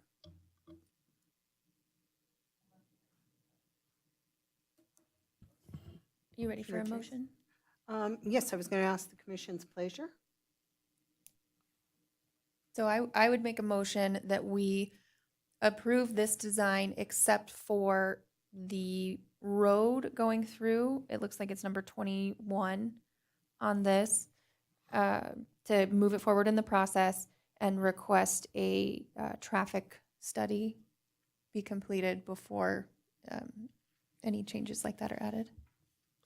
Could we add that to the project list at the end? I think with, what section is that, Nick, where you have all the priorities and the cost The estimates? cost estimate, the I would add phasing. the traffic study to that list, and then we can figure out what that costs, and then include that that as the- like a project. So that the Foley's Forest Lane is not approved, but the plan is approved, but only if that portion of it would require a traffic study and additional conversation, I guess is what you're With the saying. commission. Well, I think what she's proposing is they would approve the plan without Foley Forest Lane, add a traffic study to the list at the end of the plan as a project. We'll have to figure out what that costs for planning purposes, and then we would look at that, and then any results of the traffic study we could bring back here, and then consider any future amendments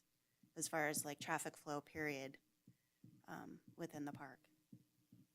Does Commissioner Chase that need to work? amend her motion? Is that what you're, I don't want to put words in your mouth. I just want to make Yeah, I sure think- that we have like the action items in there and we don't approve something that you're not comfortable with. I think that covers it. The only thing I might, this would be a question on the motion, I guess.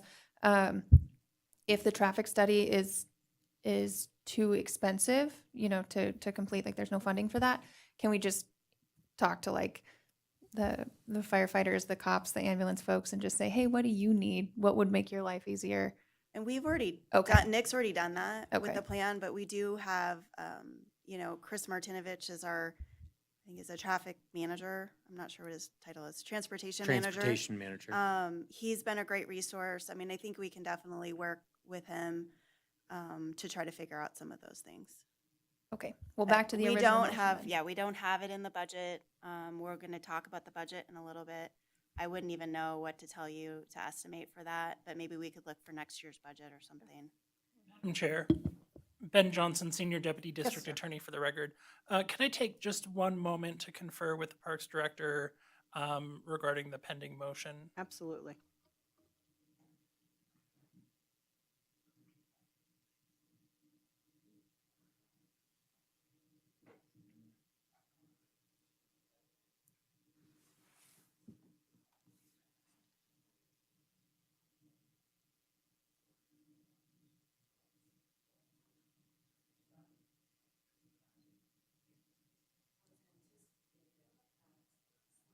What I was thinking.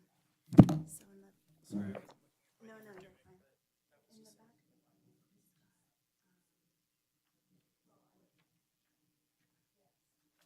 These are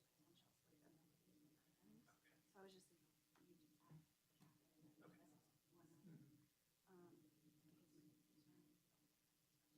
So I was just thinking, you just add traffic. Thanks for hanging in there, Nick.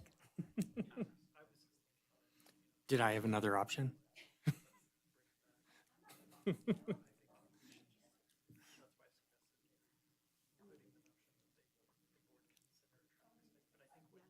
8 and 10. Yeah. They ride dirt bikes, they play football, baseball, soccer, basketball, shoot guns, shoot bows and arrows, camp fish. Sorry, thank you. Ben was being very helpful. Yeah, it's fine. So he made a suggestion about the traffic study. We could add it to the list. Sorry, I don't have it on my glasses, but these lists in the back, we could add the So traffic these are the study as last an 2 item. pages, the opinion of the range of probable cause, Yes. costs, sorry. So that could be an item we could add. And then perhaps you might want to consider in your motion, if you would like, for the board to consider a traffic study as well as part of your recommendation. So we'd have it maybe in 2 locations. Commissioner Chase need to redo her motion, or? Leah, could you do that, please? Amend it or with, I'm sorry, was it seconded? No, it wasn't. Okay, so she can withdraw her motion and then make a new motion. Okay, I withdraw the motion. I think Commissioner Meyer is going to make it instead. I did have a comment. What I want to make sure that what I'm asking for is the right thing. And what we were just putting our heads together. What I want to happen is that we have a study that says if we put a road through the middle of Mills Park and we put these sport fields here, we increase the size of the skate park, we put the basketball court there, we do all of these improvements, what are the load going to be on that street and how will that impact the friendliness of pedestrian walking and so forth? So is the traffic study also a forecasting? Because I know when you're building a subdivision, you can say this many people are coming across the road. Will it answer the question when we have soccer fields, look like 4 soccer fields out there, how many people do we think are going to come from Solomon and how many people think we're going to come from Roop and William Street to come into the park, and how busy will it be? And would it be more traffic calming if we kept it the way it is? And I think typically part of traffic studies is you would do some existing counts, which I think we could work with Public Works on now. They have the equipment to be able to do some existing counts because we don't have traffic counters at Mills Park right now. So we don't really have a good, accurate count of how many vehicles. So they call it the ADTs, is like the load that you're talking about, the average daily traffic. They could look at a lot of things. So depending on the scope of work we gave them for the traffic study, I think we could try to forecast what those amenities would drive, but we do need some base numbers. We have good attendance figures for things like at the community center and the pool. We can tell you how many people are walking in the door, but all the other stuff, it's just so hard to track. I just wanted to take a step back and make sure that we were asking for what we wanted, that we were going to get the information that we wanted Yeah. to decide on if it was feasible to put a road through. Would you want the traffic study to only look if we put a road, or if we look at these are the amenities proposed, how can we improve just traffic flow within the park? And then what would those, ADTs be? And then, Well, yeah, I guess that's what I'm I don't know, I kind of look at the traffic experts to try to help us, but like some of the flow in general can be a challenge in there. I can tell you honestly that I'm not sure. Yeah. What I'm looking at, and what I'll go back to on one of my earlier comments, was that I worked across the street in here for over 20 years, and I like that things came and that the park is so well used, but at the same time, the cutting through is a big problem for a lot of people, from the William Street entrance over here to come through here, things like that at certain times of the day.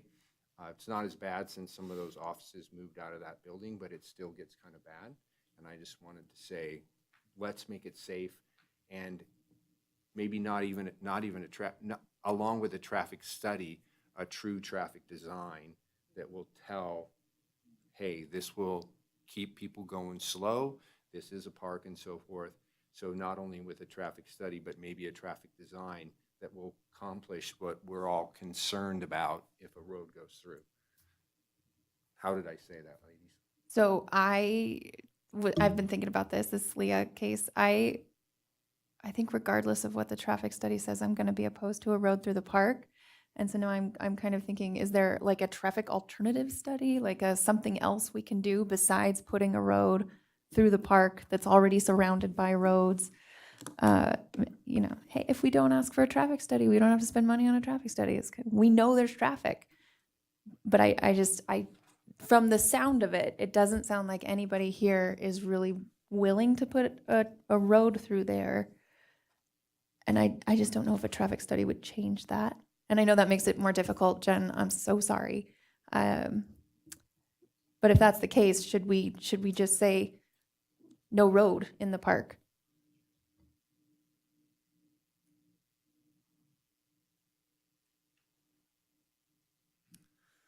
Any thoughts, Jen, Nick, on that? Any thoughts from the commissioners on that proposal? I have a thought. I hear you, Leah, but I'm just, I'm still on the side of making the park usable. And I think when we just totally cut off even looking at the option of having that, I think you're closing the door on something that we don't really know what the real answer is. I know that right now on the west end, between community center, aquatic center, and our pickleball courts, there are already days when there's no parking available at all on that end of the park. And when we have a swim meet and something going on at the community center, and it's nice weather and we've got all our pickleball people just with 8 courts, you can't, there's no parking. So I think we have to look at increased parking. And if you're going to do that, I think you got to look at flow. Maybe the outcome of the study is no road, but I don't think we know that answer yet. And I think to close off even investigating that would be a mistake, in my opinion. You got me, Dave. I will go back to my motion if everybody's ready for that. Good? Okay. So I would make a motion that we move forward, that we, is that the right word? Move forward with approving this plan without the Foley Forest Lane and include the traffic study in the 2 places Jen indicated earlier in the meeting. Does that work? So we can have further review of the results. And so the board can have further review. The board has to request, dang it, I have messed this up again. You want me to withdraw and try again? Do you want to check the proposed motion we had in your staff report as a starting point and then maybe amend that from there? Would that work? Yeah, let me, I was way down. It's 107 pages. Okay, here we go.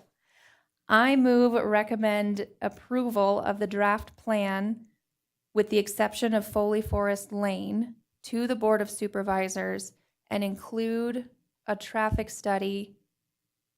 Where do I put the traffic study? There are 2 places.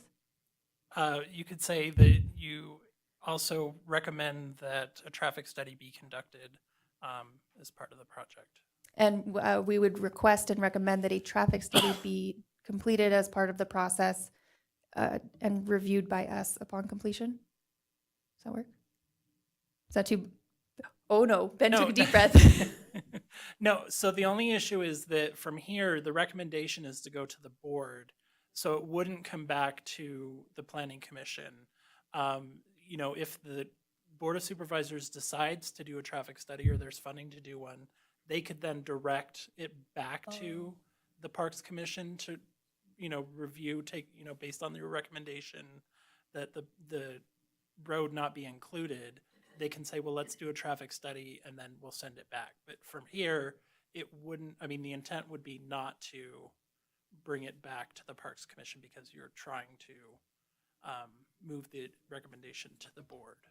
Okay, do I need to try for a 4th time on this motion? We got it. Okay, yeah, let me, you know what? I'm gonna go to the rest. You're doing it great. I gotta think better on an empty button. I'll be right back. Commissioner Schutte, did you have a So comment? if it were approved without the road. So or how I'm understanding it is the approval recommending the draft plan as presented with the exception of the road. And for the road to be considered, we're recommending a traffic study with potential impacts based on the proposed park master plan. I mean, at some point, it just seems like I think we're in agreement that we appreciate the plan, and it's a great plan, it's the road, that's the hangup. I think my only question for Nick is, if the road's not there, how does that leave the proposed parking lots and connectivity of park amenities? Will that create a disconnect between, so if you don't have a road and then you have everything else, are there disconnects in the plan because we don't have the road? But I think that So I just want to there's- make sure we're not creating other problems. I understand. Because that one amenity. We're not, okay.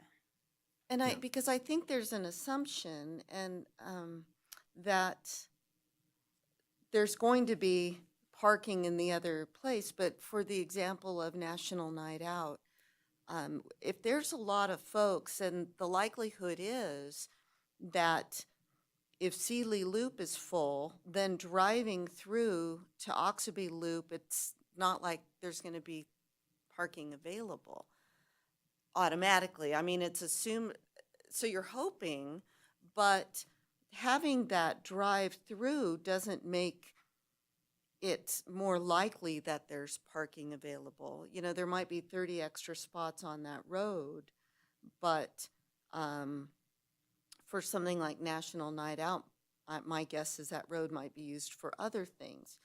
I think if we could be mindful of creating more parking, as you did on Oxaby Loop, as you have done with the Mills, or Mills Park Lane, and then over near Sealy Loop, there you have more opportunity to park, but to have to go around the block instead of through, it's an inconvenience, but I don't think I think putting in that road causes more of an issue than it solves. Comment, please. Whitfield? If you have that road accessible, you can look at each, I'm not saying design it around the events, but if it's there, you can design flow for each event as its own case. In something that's a huge event, maybe that traffic flow becomes one way, right? But if you don't have it, you may not have any access at all for the event. I just think there's a lot of ways to create that so that it's an option that can be used to promote safety. It's not automatically unsafe just because the road is there.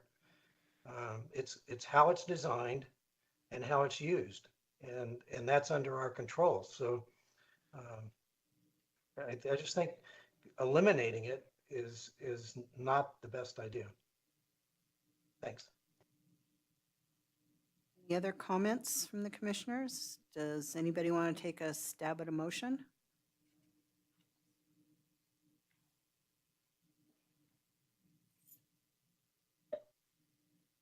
I'll try. Okay, please. I move that we accept the plan with the addition of a feasibility study of the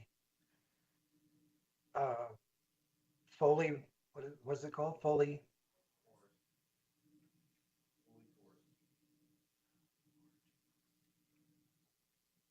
I gotta find it again. Foley Forest Lane. Oh, thank you. Foley Forest Lane as an option. Ben, is that a good motion? Does that get what we need? I think the motion is fine. I have an alternative suggestion. Um, and I know it's complicated, because, of how, the discussion is going. So an alternative of what you could do, because you're just making a recommendation to the board has the final say. So, they certainly rely on your feedback and your expertise and your knowledge. So what you could do is you could make a recommendation to approve the plan without the road, and then it would move forward to the Board of Supervisors. Your recommendation would be presented by staff, and then staff could then present their argument for why it was included and present, everything else as to, why they think it's necessary. And so that way the board is free to consider what you're saying, that, you have concerns about and this would all go in the staff report. You have concerns about, traffic and things like that, and you suggested a traffic study, and then the board would have the ultimate say as to what direction, if they want to order a further traffic study and then send it back down, or, whatever. So that may be a way to simplify it.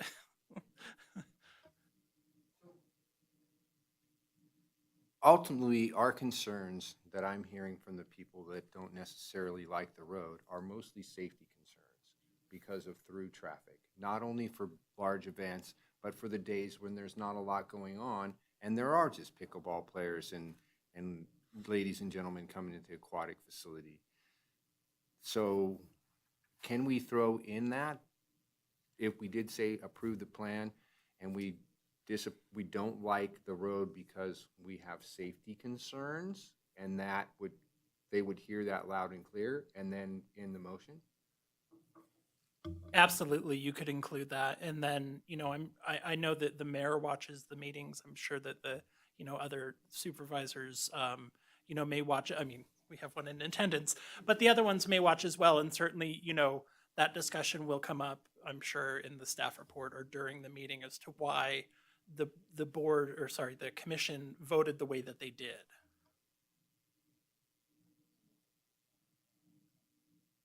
Dave, do you want to withdraw your motion and remake it based upon Ben's statements? Sure, I'll withdraw the motion, but I'm at a loss as to how to make the new motion, so I'll turn that over to somebody else. Can I, sorry, Ben Go ahead, I'm Johnson, sorry, Senior Ben. Deputy District Attorney, for the record, not to throw another wrench into it, but you could also add that the commission authorizes the chair or a representative to attend the meeting on behalf of the commission to explain the decision of why. Because normally, when you attend board meetings, you're attending in your personal capacity, but this would be, you're attending on behalf of the board to explain, the commission, to explain to the Board of Supervisors why you voted the way you did. All right. Take 5. Here we go. Take 6.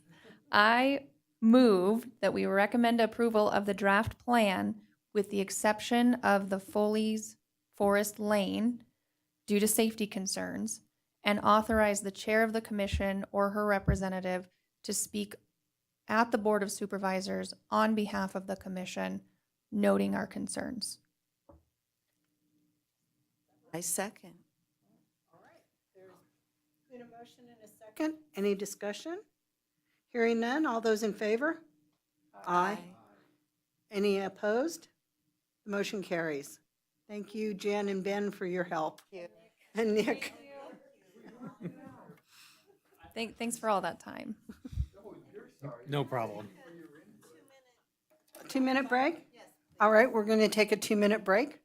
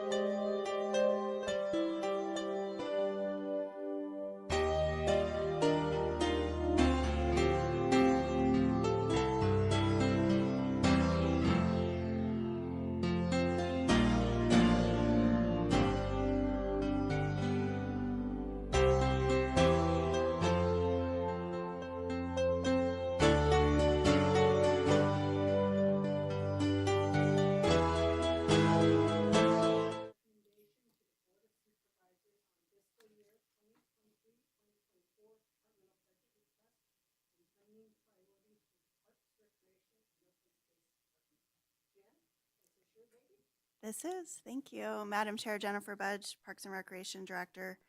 I'm going to try to be a little brief so we can kind of focus on the meat of this. But we are at the very beginning of our budget season, if you will. And right now, the section of the budget process that we're in is for capital improvement projects. That's the first start of it. Our projects and submittals are due this week to finance. And then what happens is all the directors will get together, we'll talk about city priorities, and then the draft budget will go typically in April to the Board of Supervisors, and then the final budget is typically approved in May, and then that's submitted to the state to meet all the legal requirements. So that's a very high-level overview of how we go through things. Typically, this meeting, we just focus on capital improvements, and we don't talk about operational or service and supply requests, but I changed it a little bit based on comments from the commission and our former chair to make sure we can talk about the entire budget if we need to and talk about what's moving forward. So our first deadline, as I mentioned, is for the capital improvement projects, which is this week to finance. And then we typically March 1st have to submit any additional staffing requests or services and supplies or operational changes that we want to finance, usually by about March 1st. We haven't even received that deadline yet, but that's typically what we do. So tonight, what I'd like to do is maybe divide this discussion up into two sections. First, talking about capital, and then next, talking about what our supplemental requests are, so operational needs, staffing, and services and supplies is a separate discussion. All under the same agenda item, but just so we don't get too confused because it's a complicated budget and we have so many different funding sources and I don't want to try to lose anybody through the process. So if you look at the late material that I provided you, I updated Exhibit D in your packet. And I gave you a lot of background, what was approved last year already. Our requests, we based on a 5-year average of what we typically get in each of these funds. So that's how we kind of came up with our dollar amounts and then looked at our priorities. I did not include residential construction tax in your packet for our requests because we didn't get the amount of residential construction tax this last year that we anticipated. So housing is kind of hasn't completely stopped, but it's really taken a dip. So I didn't want to have an unrealistic request for residential construction tax. Last year, we only had one project on our list for that, which was Blackwell's Pond Playground. Enough residential construction tax was not generated last year to fund that project. So staff is going to go to the Board of Supervisors in March requesting to apply for a Land and Water Conservation Fund grant to match our residential construction tax to make that project happen. So we have a plan for that, which is why I didn't include it in this item. But I didn't want you to think we forgot about that from last year and why that hasn't happened. We have 100% designed that project. It's ready to go. We just need the funding to construct the entire thing. And it's, a little over $500,000. It's an expensive project. So I wanted to address residential construction tax not being on your list for this year's request. Just to give you an overview of the funds that we have the City General Fund that's typically unrestricted. The board identifies where those funds go. We typically pick parks that are not eligible for quality of life funding or something that might be at the corporate yard where we have our maintenance equipment. We can't typically use, park funds to improve the corporate yard, things like that. Those are more unrestricted funds. We typically go for like projects at Lone Mountain Cemetery. We typically request for the general fund. And then we have the Quality of Life Fund. So that's our 1/4 of 1 cent sales tax that the voters approved in the 90s. And then it has 3 categories. We have open space, which is 40%, parks capital, which is 40%, and then 20% is park maintenance. And that's quality of life capital. When you see minor requests, that's just within the city. So $4,999 and less is a minor request. Anything $5,000 or greater would be a major request. So that's just how the city identifies those capital assets. That's really just that delineation. If you look at the late material, the changes that we've made based on just a couple public comment and internal staff working through these things were made in red. If we could start on the minor CIP items on page 1, and then I'll just kind of walk you through each one. I'm not going to go through each item, but we took off some computers for the community center. We were able to work with the IT department. They have some computers that we needed, so we didn't need that expense. And then we have one leftover computer from another staff person. So we were able to reallocate those needs, which is great. And then we did add number 10, which is the pallet storage racks. That should be in red, I apologize, for the corporate yard. And that would help provide more efficient storage in our storage bays over at the corporate yard for park maintenance. Do you want to do questions after each section, maybe? What are the asterisks? I can't find a key that tells me Oh, what I those mean. apologize. Those are safety or ADA items. I know that was a really big issue last year with the commission, so I wanted to try to highlight those items and as top priorities. I apologize for I left the key off of there. So yeah, in that category, we have an AED for Centennial Park that would go up at the softball fields. We have huge tournaments up there. We don't currently have an AED. And then traffic control materials and supplies, and then park ranger uniforms and backstop repairs were the safety items in that minor CIP category. Is there any questions on the minor CIP projects? Okay, I'll move on to major CIP general fund requests. So the only change we had, previously we had the park ranger truck wraps in the minor category. We moved it to the major because the total project cost would exceed that $5,000. So that's the only reason for moving that down there. But that's definitely something the park rangers wanted to be able to do, be more identifiable to the public and the community. And the priority order is recommended by staff. So if you have any concerns about the priority order that we're recommending, or you think something should be higher on the list, please let us know. That's the helpful feedback we could get from you as well. The projects in the major CIP item, cart path repairs, that's a contractual obligation. So we have Eagle Valley Golf Course, and we have a contractor, Duncan Golf. They are matching all of our improvements. So for $75,000 that the city puts in, they'll also do $75,000 worth of improvements to the course as well. They've been focusing on the bunkers and some other items, and then we've been focusing on the cart paths because those were the greatest need identified by the community. A lot of the trip hazards at Pete Livermore Sports Complex have been identified as a concern, and ADA access to Pete Livermore Sports Complex. Those are the top 3 items. And then we included some of the items identified in the dog policy as well. So fencing around the playground at Long Ranch Park. And then there's some other items to implement the dog policy that was just approved by the board.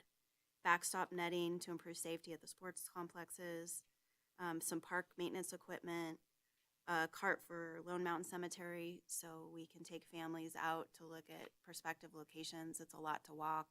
We get a lot of people that need assistance and can't walk that entire facility. And right now we don't have adequate transportation for that. And then turf reduction, number 17 on College Parkway and Airport Road. We're proposing a pretty significant turf reduction to reduce the amount of water and then put DG and some low impact development, landscaping, shrubs, things like that to reduce line of sight issues. It's a right of way, it's not a park, but Parks does maintain that area, and it's an area we've identified of a concern. And then you'll look at page 2, we added a number 18, adding wrought iron fencing for the Foreman Roberts house. We heard from the Historical Society of concern to replace the fencing over there, and that is a city park. Okay. Any questions on the major CIP general fund requests or concerns? Okay. Yep. Thanks. On that turf reduction on that right of way,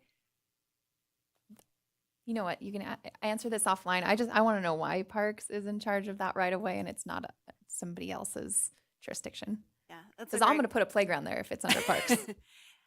I don't think it would be a good location for a playground. Probably, there's too much traffic. Yes, there's too much traffic. But Parks does maintain some, but not all right-of-ways. We do snow removal, for example, like at the city buildings. There's a lot of things we do that are not park-related. Probably a bigger discussion, another sidebar, but it is something that we identified and we think it's probably good for the community, especially based on how much water it uses. And it's potable water, it's not reclaimed water. So that's our drinking water going toward all that landscaping. We were asked by a couple members of the Board of Supervisors to start looking to reimagine some of these areas that we maintain that are either very maintenance intensive or requiring a lot of water. So that's one of those that we identified. But it's hard to compete against our park projects, so that's probably why it's down at the bottom of the list, if I'm being honest. I have a question regarding the dog policy and the fencing. So the fencing around playground and then the fencing at Ronald D. Wilson. Will there be consideration of fencing at Mayor's Park? I know that because that was determined to be off leash, if I'm remembering correctly. Yes. So will that be a future item, do you think? So in the Board of Supervisors discussion, the board identified those top areas for investment as a priority, and we had that in our PowerPoint discussion of what we felt were the top priorities, and that's what we took away from that meeting. So the easiest low-hanging fruit, if you will, is Long Ranch Park, because we would only need to fence around the playground, and then, the dogs would be off leash everywhere else. We wouldn't actually create a dog park per se, a defined park there. And then Ronald D. Wilson, we'd have to create an off-leash area. So the board in the dog policy discussion said we want Ronald D. Wilson Park to remain on leash until we can fence and create an established off-leash area. And then the park primarily would be on leash except for that designated area. For Mayor's Park, we weren't anticipating doing fencing. That would be a very large area and be really expensive. Looking at Ronald D. Wilson, it'd probably be 3 to 4 times that amount to fence in that entire park. You'd also need to do it in a way, because it's a flood detention basin, Right. to be able to safely access in and out for any stormwater equipment if there is a flood and we needed to get in there. So that was a lower priority based on the cost. Correct. Okay, I just wanted But, to. how the board approved the policy, it would be effective March 1st, and that would be an off-leash area, which it has been. So we would continue to do that. I have concerns with the street nearby, and it's not, slow traffic going by there, but that is what was approved, and we definitely heard from the public. I mean, that's a very popular place for people to take their dog Right, off leash. right. So while I would love every Yes, that area to be after the fact fenced, dilemma, yeah, kind of what you were referring to earlier with the road, it's all of these. Yes. yeah, Okay, thank you. I get it, but yeah. So And does that also apply to Northridge? Because we voted to approve that as an off-leash dog park as well, so we're not going to fence there?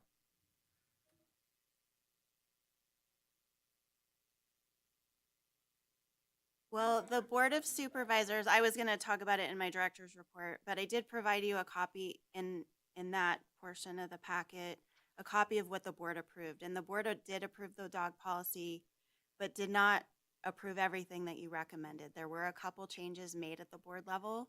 And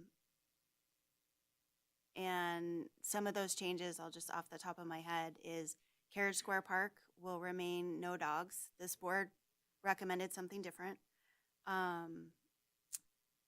Ronald D. Wilson, they said on leash until we can have a designated area for off leash. And then Mills Park will remain no dogs until the master plan is approved, because they wanted to make sure that the public and the committee wanted to have a dog park or an off leash area.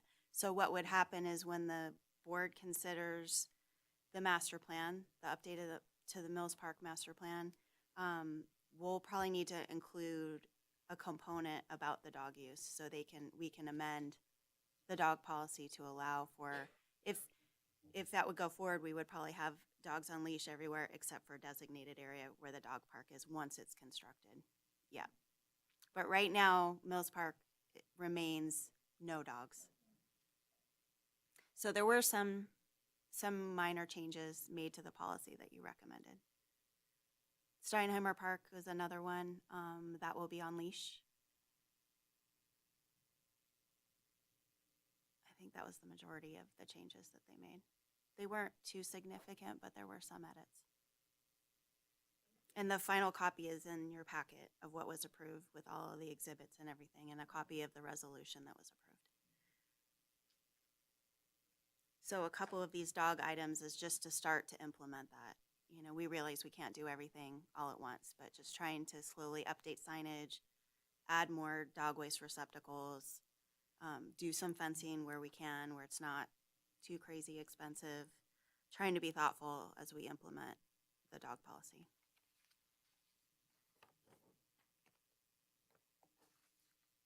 So any questions on the major CIP general fund?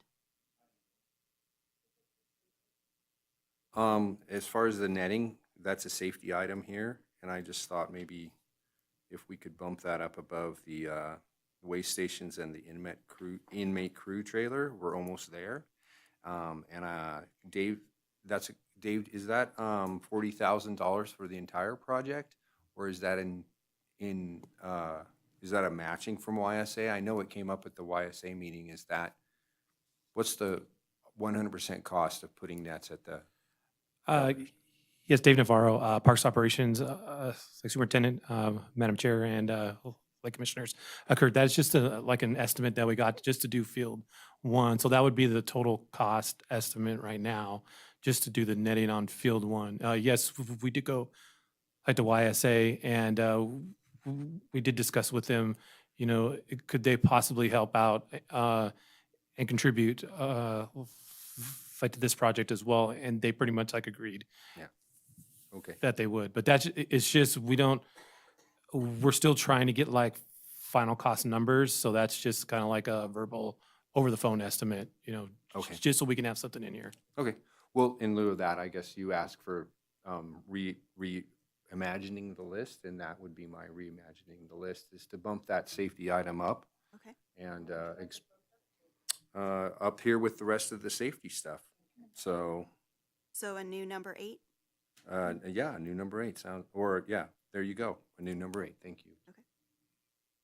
I'll second that.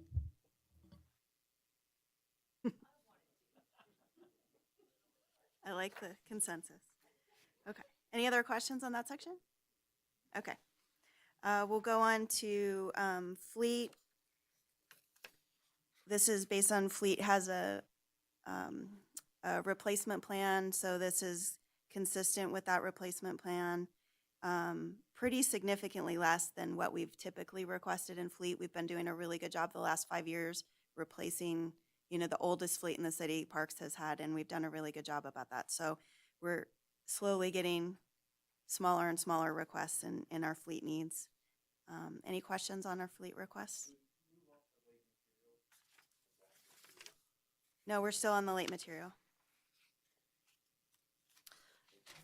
It's the yellow on the second page. Okay. So I had a quick question. So the fleet is showing 445. Somewhere else in the packet, I saw the fleet at 415. Am I looking at? So just wanting to know which one is. Yeah, let me. Oh, so. Are you looking at the equipment fleet? So the Exhibit B, fiscal year 23. Oh, we're finishing that. Yeah, I'm this sorry. is what we were approved for last year.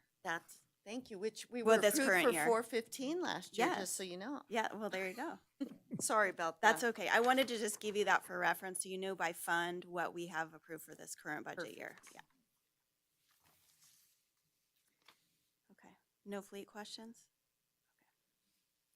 Okay. We'll move on to major CIP quality of life capital. So these are, we have a couple safety items replacing the ADA lift and the pool. That's an immediate need. We're having a lot of problems keeping that operational. An ADA retrofit to the MAC, the front doors are not, you don't have the push button to be able to provide assistance. We want to get that addressed. I'm surprised that's not there, so we're going to make that right where we'd like to. And then softball field rehabilitation for Centennial Park.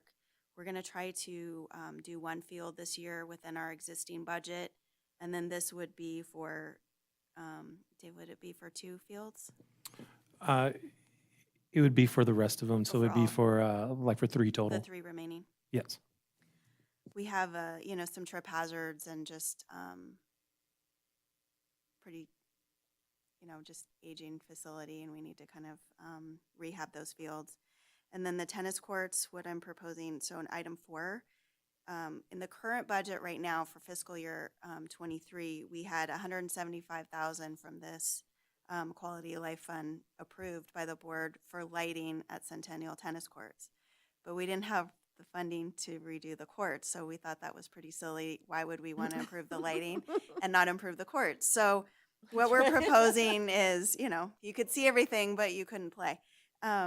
So we thought we'd suggest to reallocate the existing 175 toward rehabbing the courts. This would enable us to do another 2 courts. We have funding from the ARPA funding now to do 2 courts, so then we could get 4, and then just trying to either fundraise for the rest or through a private foundation, or at least slowly chip away at that and be able to do that. So we thought that might be a little bit more palatable, especially for the Board of Supervisors, because I know they didn't want to sink, you know, $1.5 million into that project. So trying to be a little more creative if we can.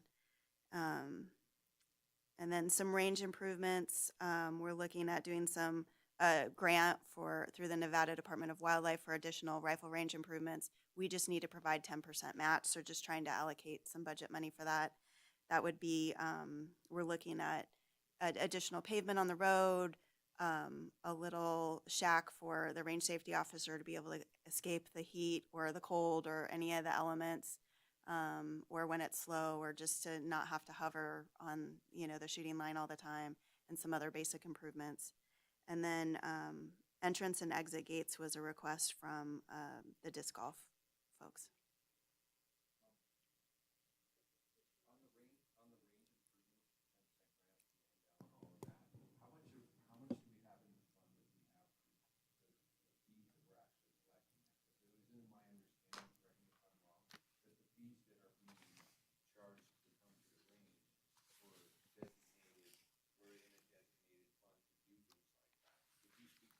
Sure. So we have, we now have a Carson City Rifle Range fund.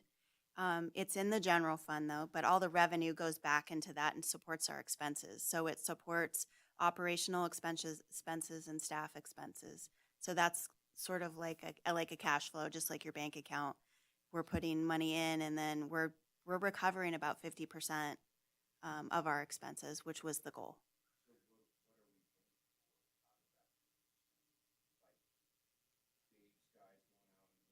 We have a full-time range coordinator. We have part-time range safety officers, target stands, just basic services and supplies. Yep. Yeah. Yeah. And then the end-out grants are great, you know, so if we request a $150,000 grant, we just need to match with $15,000. So it goes really far, and that's how we've been able to make the majority of the improvements out there, is through those end-out grants. We have a really great partnership with them. Yeah, thank you. Any question on the quality of life major CIP? Okay. Then quality of life maintenance, rigging inspection for the theater. We do that every couple of years. Replacing CO2 feeds at the pool. A heating unit for the maintenance shop at Fuji. There's no heating for the staff out there. Just some park maintenance equipment, a chipper, and then continuing our sign master plan implementation. We've been putting money every year in the budget and trying to update our signage throughout the parks to be consistent with the park or the signage master plan.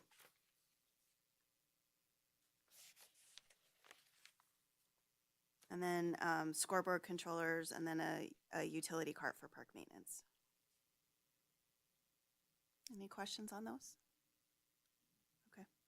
And then last is open space. The Open Space Advisory Committee will really dive into this, but I can tell you we have adequate funding for that entire list for open space in the open space category. So that's really great. So you also have in your packet, you have the 5-year plan overall. I wanted to thank Dave for working on that. He did that entire 5-year plan. It's a lot of work. He did identify those items that facilities is handling in their budget. That's in the facility assessment reports. Those are in red. I know it's a lot of information to digest, but we did want to give you that as a resource. And then I guess just hearing from you, is there anything missing that you've heard from the public or you think needs to be included in our request for next year? Or something that, anything that you don't want to see move forward as a party? Could you explain what the park ranger truck wraps are? Are those the wraps that take the place of the paint jobs, or are they signage? What are they exactly? They would supplement the signage, so just making them more identifiable. We already have like a conceptual design, but just being able to identify the park ranger is a little bit easier. But yeah, it's a truck wrap like you see on, just everything. You can see them on like, food trucks, and it has designs and things like that. It would have our logo, it'd have like a badge on the doors, and just really identify to the public so they can stand out a little bit more. And open space would pay for a portion of that. Thank you. And Jen, I think part of this might be included in your director's report, but I did hear from our noted member of the press that he's only here for the budget. And I think the concerns I've heard from folks at the parks are about the playground repairs. So if there's just a quick timeline that you could give to the public on when parks will be repaired and replaced going forward. So we implemented a playground replacement program because we had really aging infrastructure, and one of the highest liabilities that we have, as a city is our playgrounds, and we want all of the kids to be able to use and enjoy the facilities and be safe at the same time. Our last one in the rotation was Blackwell's Pond. We've already designed it. We've already paid for the design. It's 100% complete. We're just trying to get the remaining construction dollars to do that one next. Dave, you might have to jump in what other playgrounds would be next after Blackwell's. And then obviously we need to identify the funding for those as well. But there are a lot of grant sources that are really supportive of it. The Land and Water Conservation Fund that I mentioned earlier has funded, like Roscoe Park, that's how we funded that playground. Yes. Firstly, thank you, Jen. This is Dave Navarro, Parks Operation, the Superintendent, Madam Chair, and the Commissioners, and Commissioner Kiss. Just want to, are you asking about like current playgrounds that are not open because like we have damage like to them? Yeah, Okay. correct. And there's a couple of them that are fenced off. I think there's one at Blackwell's Pond, the Ronald D. Wilson, and I think Sonoma is still fenced off. Sonoma's open. Okay, but yeah, there's a couple that are fenced off due to damage. Yes. So see, currently we have 2 playgrounds that are fenced off because of damage. One of them being Fuji Park, that playground, and then the other one being John Mankins. There's a portion of that is also fenced off as well because of damage, like equipment. In the past couple of years, park maintenance staff has been running into issues getting the replacement parts in a timely manner. They've been taking anywhere from 6 to 8 months to get the replacement parts in. And sometimes, because of the age of our playgrounds, they don't have an exact match. So sometimes they need to look at other options that need to go in there. So some of the other options might also include adding additional frames and also post as well. So it might not be an exact match, which then would require more work. I think we do have the parts in for Fuji Park Playground. We're just waiting for like a nice day so we can get out there and we can get that installed. But I believe that we're still waiting for the parts in John Mankins. And I think that has been We've had that closed, I want to say, since like May, like around there. So, but unfortunately, that's where we're like running into. As the for the parks replacement fizzy plan, yes, we are currently working on Blackwells right now. Trying to remember off the top of my head, I think we're gonna start to work on the design of Sunset Park, and then also looking at Riley Circle, and then also Sunland Vista as well. And I think those are just going to be kind of like in the site design phase, and I think that's the next step for us after that. Awesome. Thank you. Yes, you're welcome. I have a question. Sure. Not this budget cycle, but next. I've had some requests that we put in sunshades at the different parks. And I don't know if that's feasible for us to undertake that, but they were saying benches and tables, it would be nice if some had sunshades. And we do have funding for a pavilion at Roscoe Park. That money was reallocated from Centennial, as you remember. So we are, Nick Wentworth that was here earlier, he's working on getting that going.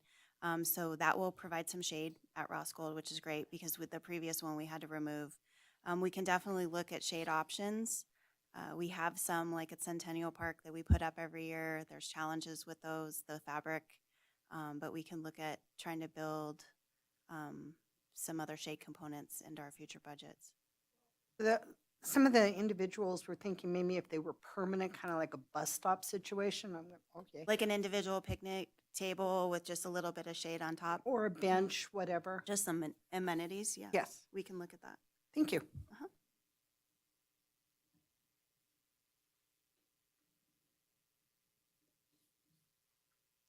Any other questions? Okay. We've wore you down. Okay. Concise report, and you covered everything in a way that was easy for us to understand. We appreciate that. So, do you want me to move on to supplemental Sure. requests really quick? We don't, for time's sake, we don't have to get too far into this, but I'd love your feedback because we will have to submit the CIP portion, obviously, this week, but the staffing portion and the supplemental requests, those are operational requests, any staffing or supply items that we want added to the budget, typically by March, so we won't see you guys again until April. So if you, in the staff report, I wrote what the staff is sort of thinking of requesting. We haven't fleshed all this stuff out. We're trying to be creative with our funding, maybe offering up some seasonal money to be able to fund full-time because we're struggling so much with seasonal staff. But this is the list that we're sort of, spitballing right now with staff. One would be an increase in seasonal staff wages. We've been ahead of the curve, getting to minimum wage ahead of the required deadline for the state, but we're still really struggling with seasonal staff. We can't compete with Starbucks and In-N-Out, and even other agencies are paying lifeguards more than we are. So we really need to look at that. Dan's staff is doing sort of a comparative market analysis in the region to see what those are so we can have some numbers for the board to consider if we make that request. So we're reasonable. We're not trying to increase things too crazy, but we need to be more competitive so we can get, the seasonal staff that we so heavily rely on. Looking at a fourth full-time park ranger. Also considering an inmate supervisor. We have inmates back, which is great. There's good and bad with having inmates and having our park maintenance workers, supervise them. And we do have challenges with them. We thought perhaps having a dedicated inmate supervisor that would run that crew that's trained to deal with that could enable park maintenance workers to be a little bit more independent, and then we could still have that labor force as well with not as much as the safety concern. Considering that, we're looking at maybe reallocating some existing contractual funds to help pay for that. So we're not asking for 100% of this funding. Adding another park maintenance supervisor, we need more labor. We struggle to take care of what we have. Open space would like another park maintenance worker. They're really growing. They're really in maintenance mode. It's not so much acquisition mode anymore. We have a lot to maintain. looking at another full-time recreation coordinator dedicated to youth and helping support youth programs and helping grow that. Looking at a half-time recreation specialist that would be dedicated to the outdoor recreation program. Dan created the outdoor recreation program, which is great, and we had some great seed money with grant funding, and it's so popular that we need more help. So we've created, Dan's created a good problem there. We need to increase the range safety officer budget at the rifle range. We get a lot of volunteers, but unfortunately, it's just really inconsistent. You can't always count on that volunteer labor force. So we really need to make sure we're, paying, seasonal part-time help to have just good, consistent coverage over at the rifle range. We have a volunteer coordinator, which is amazing, but she has no budget. So we would love to support her in that and being able to have, incentives for volunteers and some support to grow that. Same with the arts and culture. She's over special events now, and she also has no budget other than the sub-grant funding that she has available. So we need to create a budget for her. And then supporting the outdoor recreation programs, looking at urban forestry program for tree replacements, pruning, dedicated reinvestment in that. The city is a Tree City USA. We want to be able to maintain our urban forest. And I've discussed that with the Public Works Department too, because they also have arborists. So maybe a joint effort with that item. And then some just additional park ranger interpretive supplies. They have a pretty tight budget, and it's small. So those are the things that we're considering. If there's things that you're concerned about or want to talk about, or you think is missing, we'd love to hear your feedback on that list. Commissioner Chase? Thank you. And I think this is where I would put this suggestion in. We talked a little bit about having parks passes for city staff. And so I don't know if that has budget implications. I was looking at the fee schedule, and I was thinking a MAC and aquatic facility combo pass for city employees.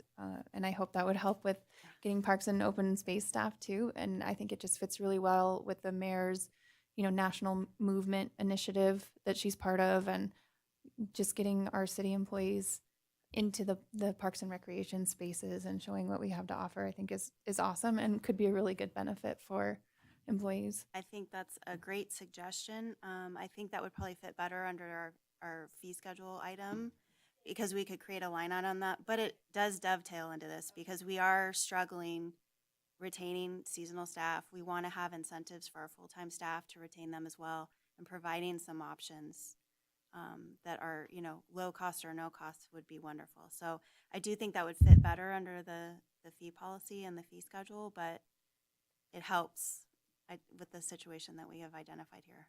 Okay. Yeah, I appreciate that suggestion. I would say definitely for full-time and part-time, like, the seasonal staff, a 6-month pass, and full-time staff, annual pass, right? Like, come hang out with us.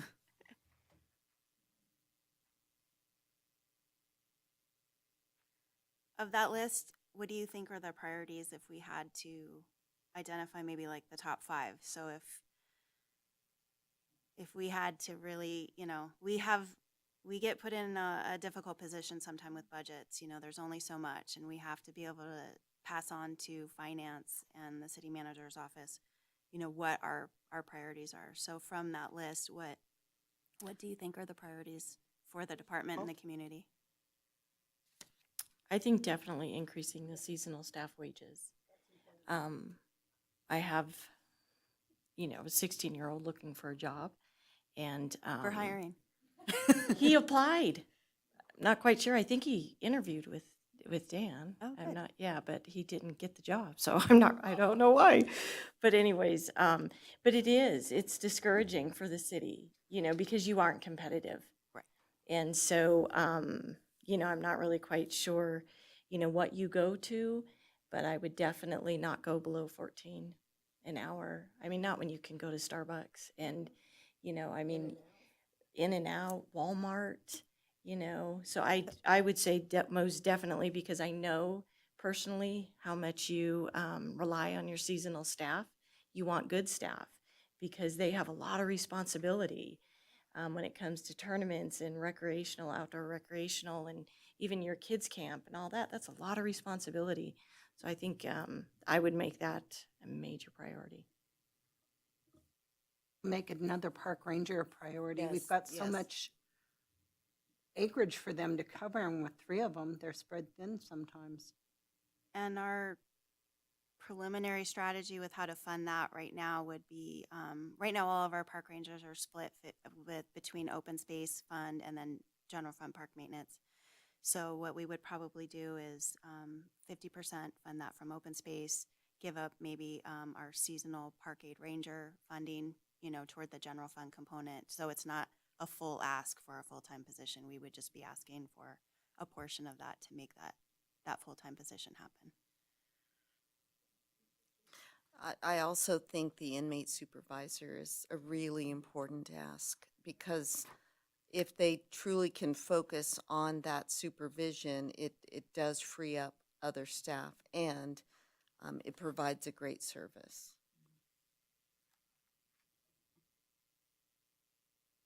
Also, I think the range officers' wages, you were talking about that, the volunteers and stuff. That's important out there. They're with firearms and such, and we need to make sure everybody is safe out there, and we want to attract a good caliber of people, so. We have a really great range safety officer team out there. They're awesome. We just anticipated more volunteer service than we are getting. We are getting a ton of volunteer help, but when we're operational 6 days a week, it's just a lot of hours to cover, so. And not always the best weather, so. Other comments or questions from the commission? Commissioner Chase? I'm pretty sure we're just prioritizing the whole list now, but definitely that recreation coordinator and outdoor recreation program, those are super popular. Is there a way to combine that role at all to make it a 1.5 position, 1.25, or, I mean, we could definitely, Dan Arp, for the record, Recreation Superintendent, we could definitely look into different options. We did actually talk about that briefly. And I just think there's a lot of work on the youth side, particularly to make that a full-time position. We talked about if we could split that for the outdoor specialist as well, but then basically just getting another part-time for the youth program, which we're replacing part-times in order to try and cover the cost of that full-time employee. So we'd lose the benefit because they have just so much needs for that program. So I think that having a full-time for the youth and then a part-time for the outdoor program is definitely what we would probably need to ask, just to be able to give those programs the attention that they need. And one more finally, the arts and culture special event budget, I know that's a new position under Parks and Rec, and I think that you have a fantastic person in Sierra, and if I think that can kind of build a budget with some investment. So I think that should also be a priority.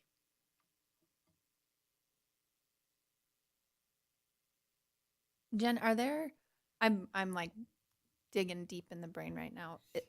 If I recall correctly, there's like concession stands somewhere at the park, but the park doesn't get revenue from those.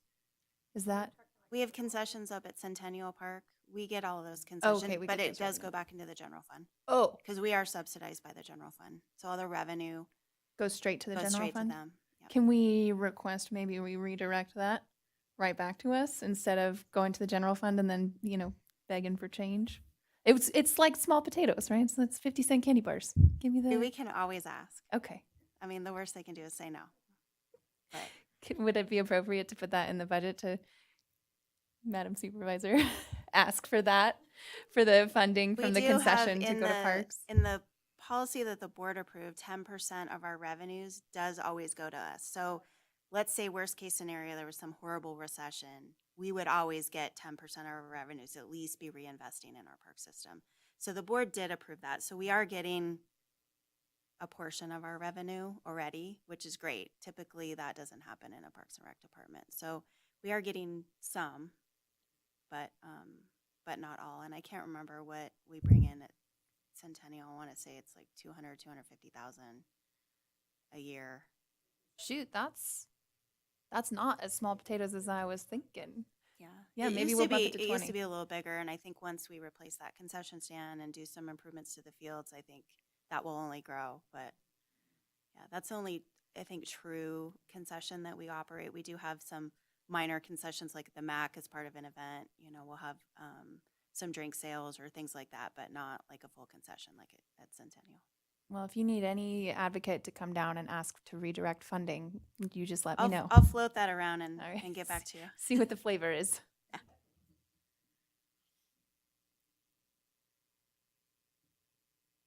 Any other comments or questions from the commission? Jen, do you need anything from us? Did you want to make a motion providing a recommendation to the Board of Supervisors that we could pass on? Make the motion?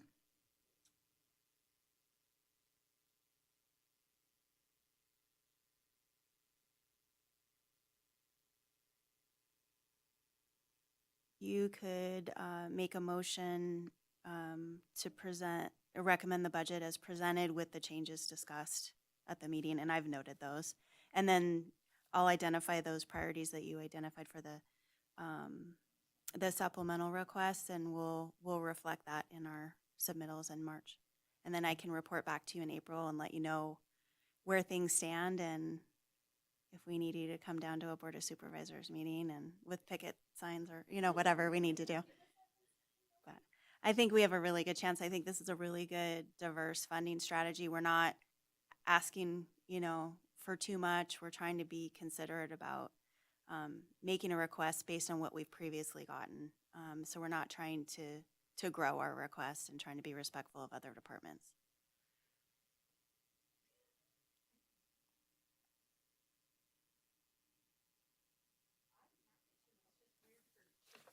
Recommend to yourself? There's a motion in your staff report if you need that as a Okay. starting point. So I move to recommend the budget requests and priorities to the Board of Supervisors as presented and discussed on the record.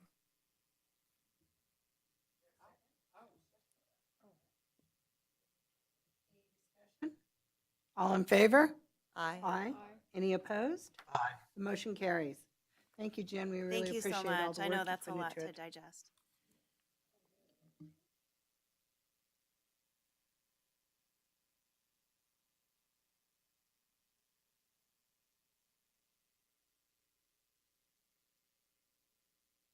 Okay.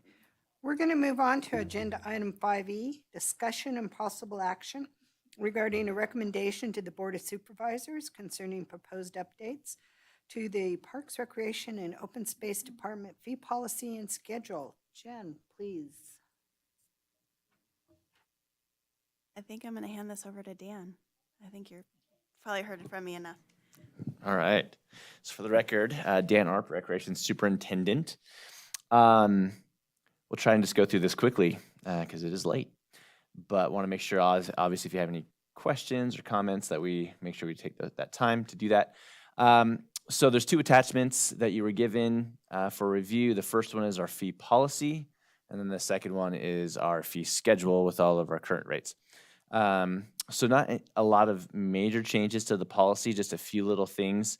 And mostly I'll just go with if you've had a chance to review, if you have any comments on those changes or things that you feel like that we didn't make changes to. But the policy here is redlined. Nothing even until, let's see, was it page 5, I think is the first one. But, you know, just changes to some definitions with nonprofit organizations, and the next page is some insurance, requirements, and kind of just clearing that up a little bit. So nothing major, just kind of clarifying with our user groups. We added a nonprofit organization to work with. Well, this is the State Department of Outdoor Recreation, under organizations that we partner with. And I mean, that's mostly it. And then there's a couple things we want to talk about as far as our items or programs that we have under for the cost recovery. But on just the main policy portion, is there any comments or corrections or anything, the policy?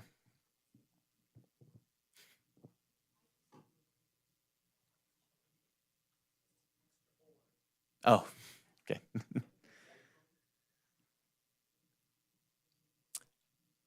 So on page 10 and 11, we have our levels for cost recovery based off of different programs that we've identified. And there's been a couple things that have been brought to our attention that are not included on this list that we just need to find a home for. So the first one was brought to our attention this past week is for our Movers and Doers program, which is under our adaptive recreation. Our Movers and Doers program is our program for just getting out and doing recreational activities with special needs populations, mostly adults, and that is not identified here as far as with a cost recovery goal. So we need to put that somewhere. Staff have felt that probably we feel like it would be best to be a subsidized program. That was the request of this parent as well, that our costs for that program are going up just because, you know, they go bowling and they go different places and those costs are going up and we have to pass those along. I think there was a request for some sort of subsidy just because of the populations that we're working with to make that as affordable as possible. So I think our staff recommendation would be probably that level 2, which is a 10 to 49% cost recovery, which means that we would, you know, be subsidizing that from other funds that we'd have to identify.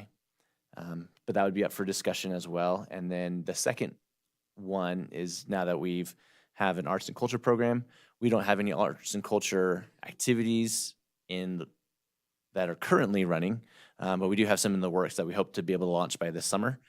So we need to identify what the cost recovery goals for any arts and culture programs that we start bringing in. So, for example, we're hoping to do some contract classes with that this summer, some youth camps, art classes, and things like that. And I think our staff recommendation for that would be to put that in under the level 4, which is 100% cost recovery, with the understanding that the goal of arts and culture programs is that we're going to be seeking grants and donations. And anytime we get anything like that we can subsidize the program with, we will implement those funds. But if we don't have a grant or something else, then it's going to make sure that we are covering our costs for the program. That's once again up for discussion, kind of your recommendation of where you'd like us to put those programs. If we can go back to page 8, cooperative agreements, how do you choose who's on this list to receive a reduction? So how do you choose the organizations that are on that list? Jennifer Budge, Parks and Recreation Director. They're all organizations that we have existing agreements with. So can anyone then apply to be an organization to go on that list?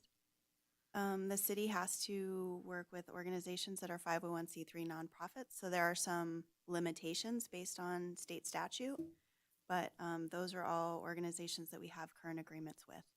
So obviously this can change throughout the year as we create new partnerships. Okay. But if there's someone or a group missing or something like that, that's fine. There are a lot of caveats in the policy for fee waivers, to do co-sponsorships. There's other avenues without having an actual agreement with the city to provide other opportunities.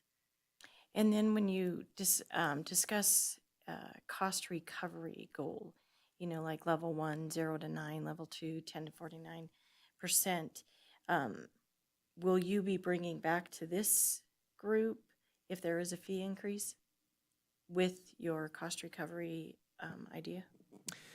Correct. So that's kind of the next phase is we have the fee policy and then we have the fee schedule. So when we started the fee schedule 2 years ago, that was designed under the idea that generally in December, we try to bring it in December, but some of our attachments didn't make it in. So that's why it's coming here in February.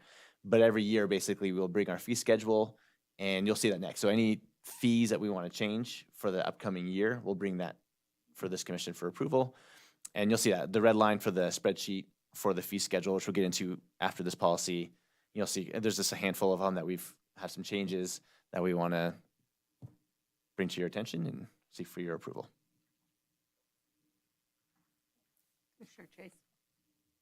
Thank you. So the arts and cultural recommendation was level 4, and I just looking through the definitions and the examples you gave, it seemed more like a level 3. And I get that the goal is 100% cost recovery there, but level 3 does cover up to 100%. I don't know if that makes a huge difference. It just seemed to fit better under the description for level 3. And I think that works with, I mean, if you guys are saying the recommendation is still cost recovery, we're still shooting for that 100% covering our costs, but we're not seeking to make a profit on those, but just cover our costs.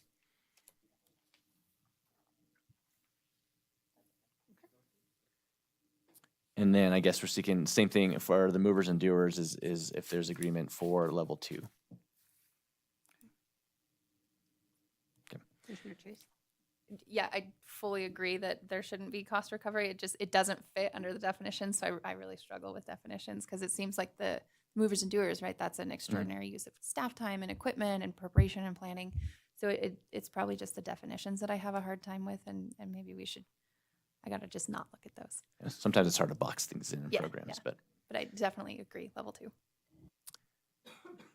All right, are we good to move on to fee schedule? Are there any questions or comments or suggestions or edits to the policy? I think we're good to move down. Okay. So same thing, let's kind of plow through this really quickly. So this is a list of, we try to capture all of our fees. Like I said, we've only been at this for a couple of years, and every year we find there's a couple of things that we have in place that we didn't identify. So we add those to those, or things that come to our attention that we need to have a fee for. And then just a couple of things that we need to sometimes raise our fees for just because of costs or various reasons. So just really fast, we'll plow through. If anyone has any, I guess, questions or comments on those. Page 1 was just a typo.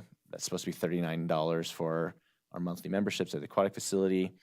For our Red Cross rates, Red Cross raised the rates $1. So we're looking at raising ours $1 just to keep that the same. And really nothing for a couple of pages. So like here's an example of identifying fees that we don't have. So we've gotten a request for this west parking lot right behind you for like an RV show.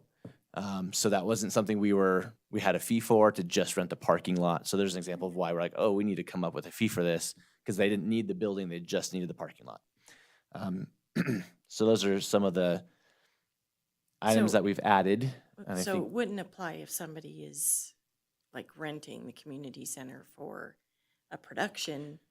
They're Correct. We're not looking to going charge them to use the parking lot. It's a public lot. It's if we have to close the lot for the public for the use of the RV. parking lot Okay. outside of parking. Commissioner Chase.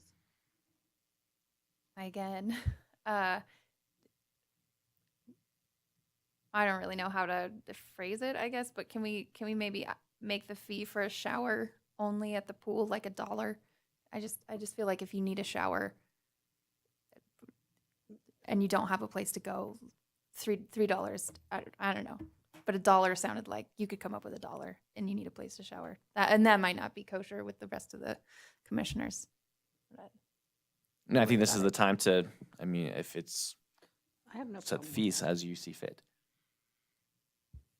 How do the rest of the commissioners feel about that change? How, I don't know what that would do to the budget. We'll use the showers. It varies. I would say that just the shower fee is not going to be our highest use at the aquatic facility by any means. We definitely see an increase when there's large special events, especially the carnivals at Mills Park, and a lot of the workers at the carnival will come and use the showers there.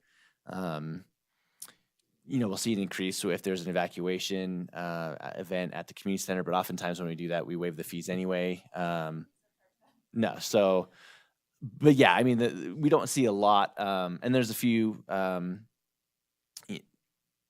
the more transient population that sometimes come and use the showers as well, but it's not a huge population. Reduced it to $1, it wouldn't impact the budget significantly. It would, in fact, it might even build goodwill. I do not believe we would see a significant fiscal impact for decreasing our shower usage, no. Is that, we just include that in the motion or as noted or something, if that's okay? Yes, I believe that's how we would do it. As- So. Okay, thank you. Thanks, commissioners. Yeah, keep $1 on you.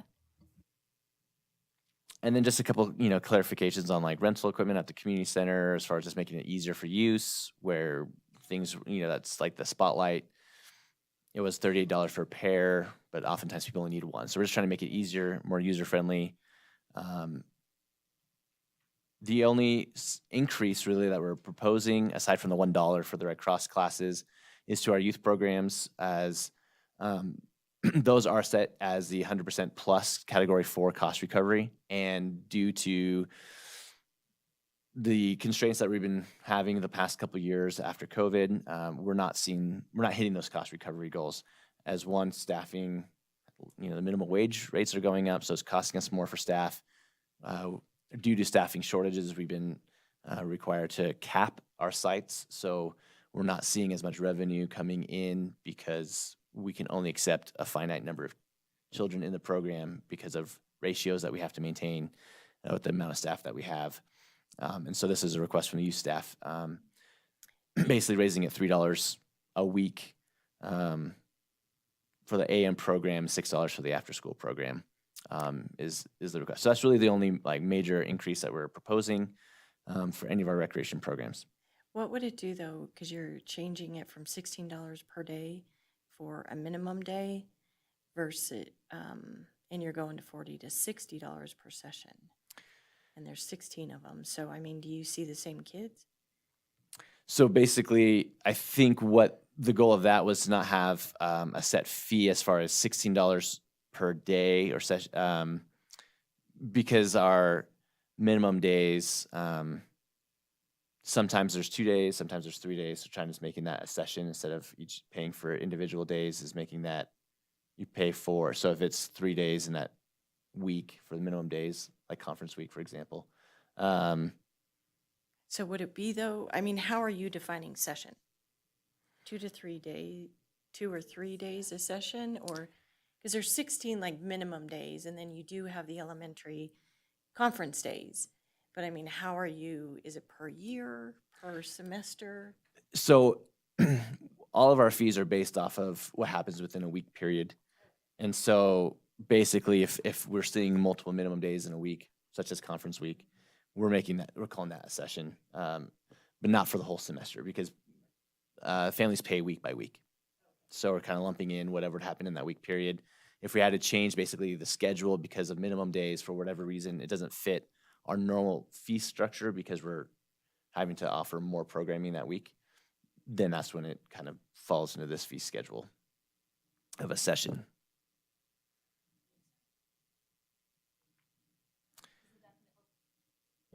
Is the definition of session the same in the outdoor recreation program? Like per week, or is that like per time you go outdoor recreating? On the rental, or where you're looking at? I am just below the Capital Kids program so there's Camp Carson, and then under that is outdoor recreation, and it's got it's per session there too. So I'm wrapped up in definitions because it's so late. I just want to make sure we're all clear on what. So those sessions are just going to be whatever that program is. So, for example, it says the mountain bike camp.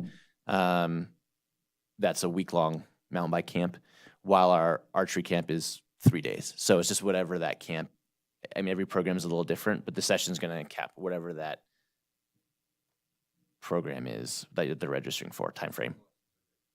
Right, the session for swim lessons. So yes, we don't have a very solid definition for session. It's just whatever the program is.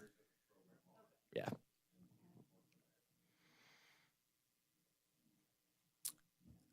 All right, any other comments on any of these other edits that we have on here for the fees?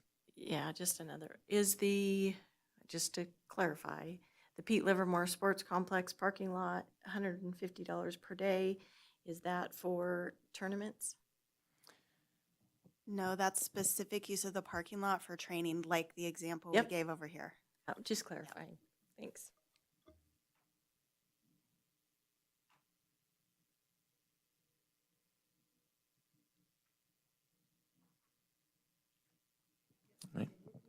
All right, well,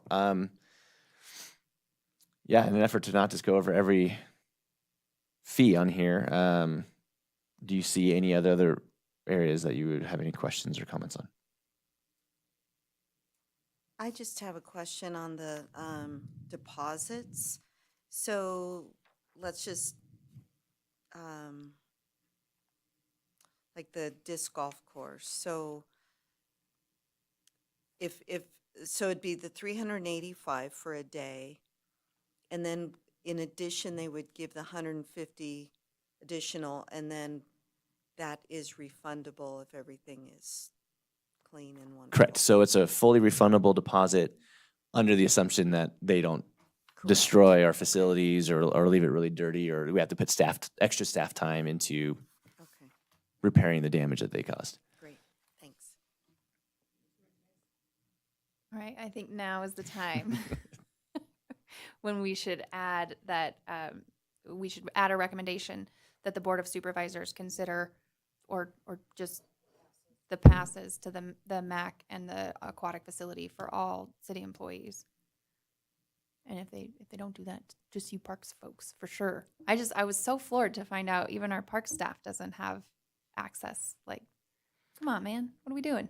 Yeah, so this is something that we have started researching a little bit, but we haven't had a lot of time to do a thorough research, but we're gathering some data on it. But we have got some requests, particularly from some of our part-time staff, to be able to access the MAC or the aquatic facility as a perk for employment.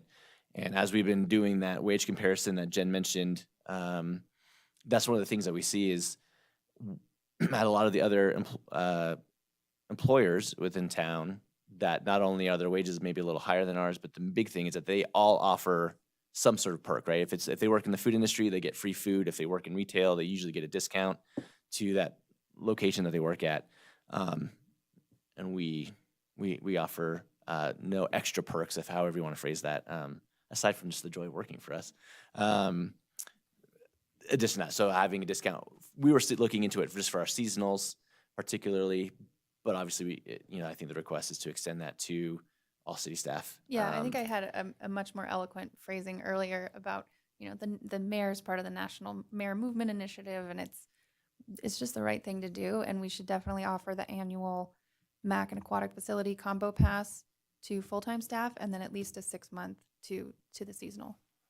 And yeah, we are open to that if that is what the commission and then ultimately the board decides to do. We are still trying to find out what the fiscal impact would be to that, but we think it's pretty minimal. We don't track when people sign up for passes who are city employees, so I don't have a number to say, oh, we have this many city employees that are currently purchasing passes. We have just educated guess, but it's not very many. At the aquatic facility, I know that our manager Mike could think off the top of his head maybe 6 or 7 that he knows are city employees. There's probably some additional ones that we don't know that are city employees that are using the facility. And between the MAC, so if we had to guess, probably somewhere between 20 and 30 pass holders that are using our facility on a regular basis, that we would lose that revenue. But all in all, that's not going to be a huge fiscal impact, and hopefully we'd see larger use from city employees and increased health amongst the employees. So there's some benefits there as well.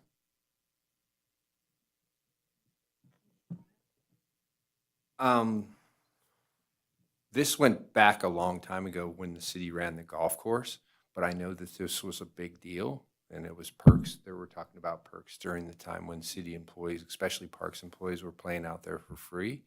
And I just remember a policy coming up that the Board of Supervisors said no city perks at all. So what I'm telling you this for is only to do some research, that you could probably do some research about the city employees using the golf course way back when, and what the board had to say about it, and what kind of edict they set down because of that going on. But it did stop, and it stopped pretty abruptly. So just some help for your research. So, Thank you. yeah, and then the other thing is, when you do set up a policy for that, it's going to be a slippery slope as far as families and so forth, because I could see, Joe that works at the city yard wanting to bring his family down and getting a family pass for the aquatic facility or the MAC. So specifically only the employee's family, so forth and so forth, extended family. So Right, I think if this is coming as a recommendation from the commission, I think you kind of set the parameters, but the guidance that we've received so far from city management and from the mayor as well, from what we've heard, is that I think the goal or what they like to see just be employee only. okay, well, I just was speaking, because my mind, as soon as we started talking about it, started Absolutely. thinking about standing at the counter and explaining to them it's only for you, but not for them. So. Think, if you don't mind, just to jump in, thanks, Dan. Jennifer Budge, Parks and Recreation Director, is perhaps we recommend to the board, maybe we do like a 1-year trial, see how it goes, but maybe for just drop-in use, because we don't want to get too crazy with you can use the pool for anything. So swim lessons, then we lose that revenue, all of that stuff. So if we could maybe do drop-in use at the pool and MAC for employees only, doesn't extend to families, might be a good initial first step for the board to consider. And then we can reevaluate it when we look at it again in the year with our fee schedule and see how things are going. And then we can report back, should the board approve it. Does the MAC and aquatic facility combo pass, is that the drop-in only, or does that cover swim lessons or something? I think Just it's all drop in? just drop in. Okay, yeah, because that was my So recommendation. that would track with what you Okay. said. I think it would, so the passes that we have, especially at the aquatic facility, cover we have a variety of programs that are drop-in. Swim lessons is not included in that, but it does include the fitness classes or like the grown-ups and guppies. Those are all drop-in classes. So if we did a drop-in program, we don't really have a way to differentiate those right now.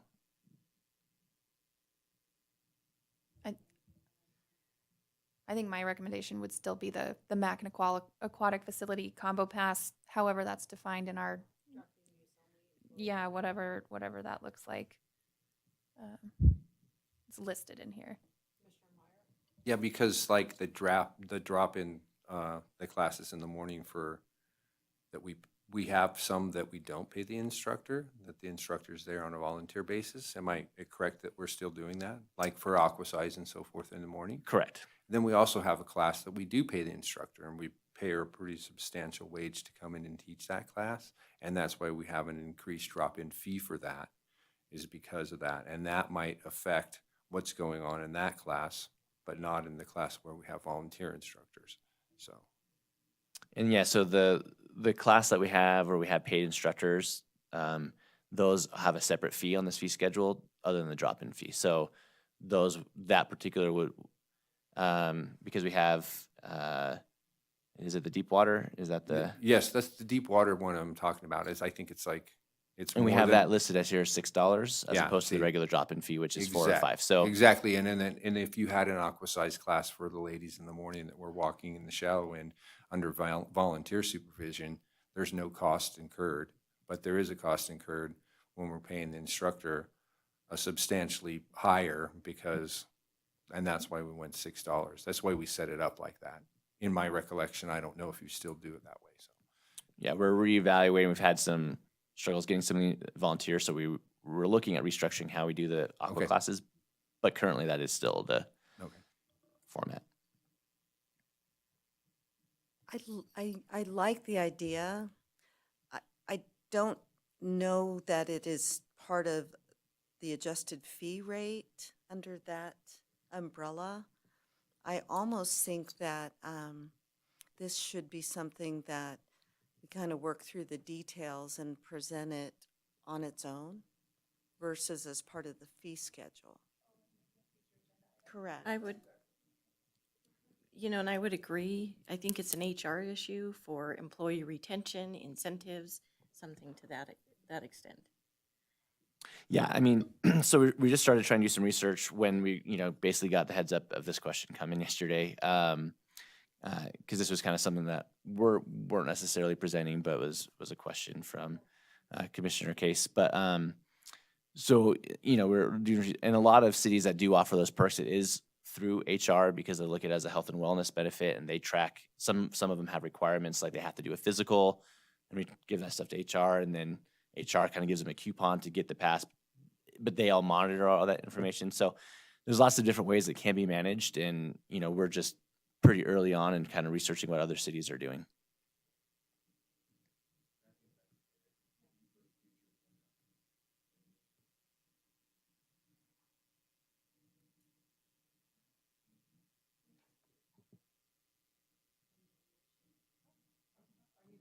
Yes, that is all I have. If you don't have any more comments or questions.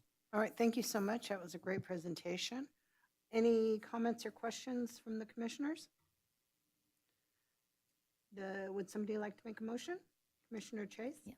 I move to make a recommendation to the Board of Supervisors for approval of the proposed fee policy updates with the noted change with the reduction in the cost of a shower to $1 and otherwise as presented. Is there a second? All right, Commissioner Caldwell. Is there any discussion? All those in favor? Opposed? The motion carries. Thank you so much. We really appreciate that. Yes. All right. Now we're going to move on to agenda item 6A, the director's report. Jan, it's all you. Thank you. I'll try to wrap this up. In your packet is a copy of the notes from our special workshop that we had. Thank you all for attending. I really appreciate that. If you have any changes or you think something was not noted correctly, feel free to contact me outside of this so we can update that and bring that back if we need to. But this will be a good start for us to update the strategic plan, and we'll use these workshop notes kind of as a springboard for other projects in the department. I did provide a copy of the notes to the Parks Foundation as well, so they had that. And then any questions on the notes from the workshop? Okay. And then also in your packet is a copy of the dog policy that was approved. So the dog rules and regulation policy and all the attachments. So that way you can see exactly how the board approved that policy. A couple minor changes that I noted earlier. Feel free to digest that. If you have any questions, I'd be happy to go over that with you, outside of that as well, unless there's any questions on the policy right now. Okay. And then I just wanted to note that, the legislative session did start this week. And there's a lot of bills that the city is monitoring. If there's any questions that you have or you hear from user groups or items of concern, let me know. We can track those bills. I can report back at the next meeting and do all of that. Just know that we do have, we now have a city lobbyist, Stephen Wood. He's great. All the department heads are meeting weekly to get updated on legislative matters. I've already reviewed, a ton of bills already. And so things are definitely moving forward. But if there's anything in particular that you hear about that you want us to track, let me know. And I can report back on that. And then I was hoping to have an update on the Park Ambassador program. I actually don't. We'll probably have one at the next meeting for you.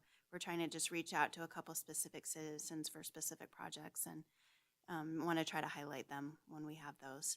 And you have the Board of Supervisors action items in your packet if there's any questions. And then we did have a request about updates from damage for the recent storms that we've had. We've had some pretty significant damage throughout our park system and throughout the city. Our urban forestry, needs throughout the entire city is pretty significant. Lots of downed trees, lots of branches and damage. We're still assessing the damage because you can't even get to everything because there's still so much snow. And I'm sure as the snow melts, we'll probably discover more things. So we are documenting everything we can and trying to address it, and any safety issues we'll address first, and working with our risk management and our insurance fund as we need to. But we do have a lot, mostly trees. We do have backstops that are damaged, some fencing, and I'm sure after all of the plowing, we're going to have, asphalt and pathway damage, and, it's just going to happen. And we'll just do our best to keep reporting back and tracking all of that, as we move forward. But any other questions? Okay, that's it. Members' announcements and requests for information. Do any of the commissioners have any requests for information or announcements? Just a quick announcement. Thank you to Parks and Rec for reaching out to Nevada Humane Society and Cassie for Saturday's Tales and Trails. It's just wonderful the collaboration that Parks and Rec has with local nonprofits, and so kudos. Jen, I have a quick question. I thought last summer we were supposed to undertake a renovation of Fuji Park. Did that get pushed off due to a lack of staffing and supply chain issues, maybe? No, so right now we have hired a third party to do design for the arena expansion and the other improvements. So that's in design this year, Okay. primarily funded through our redevelopment funds, which is really helpful.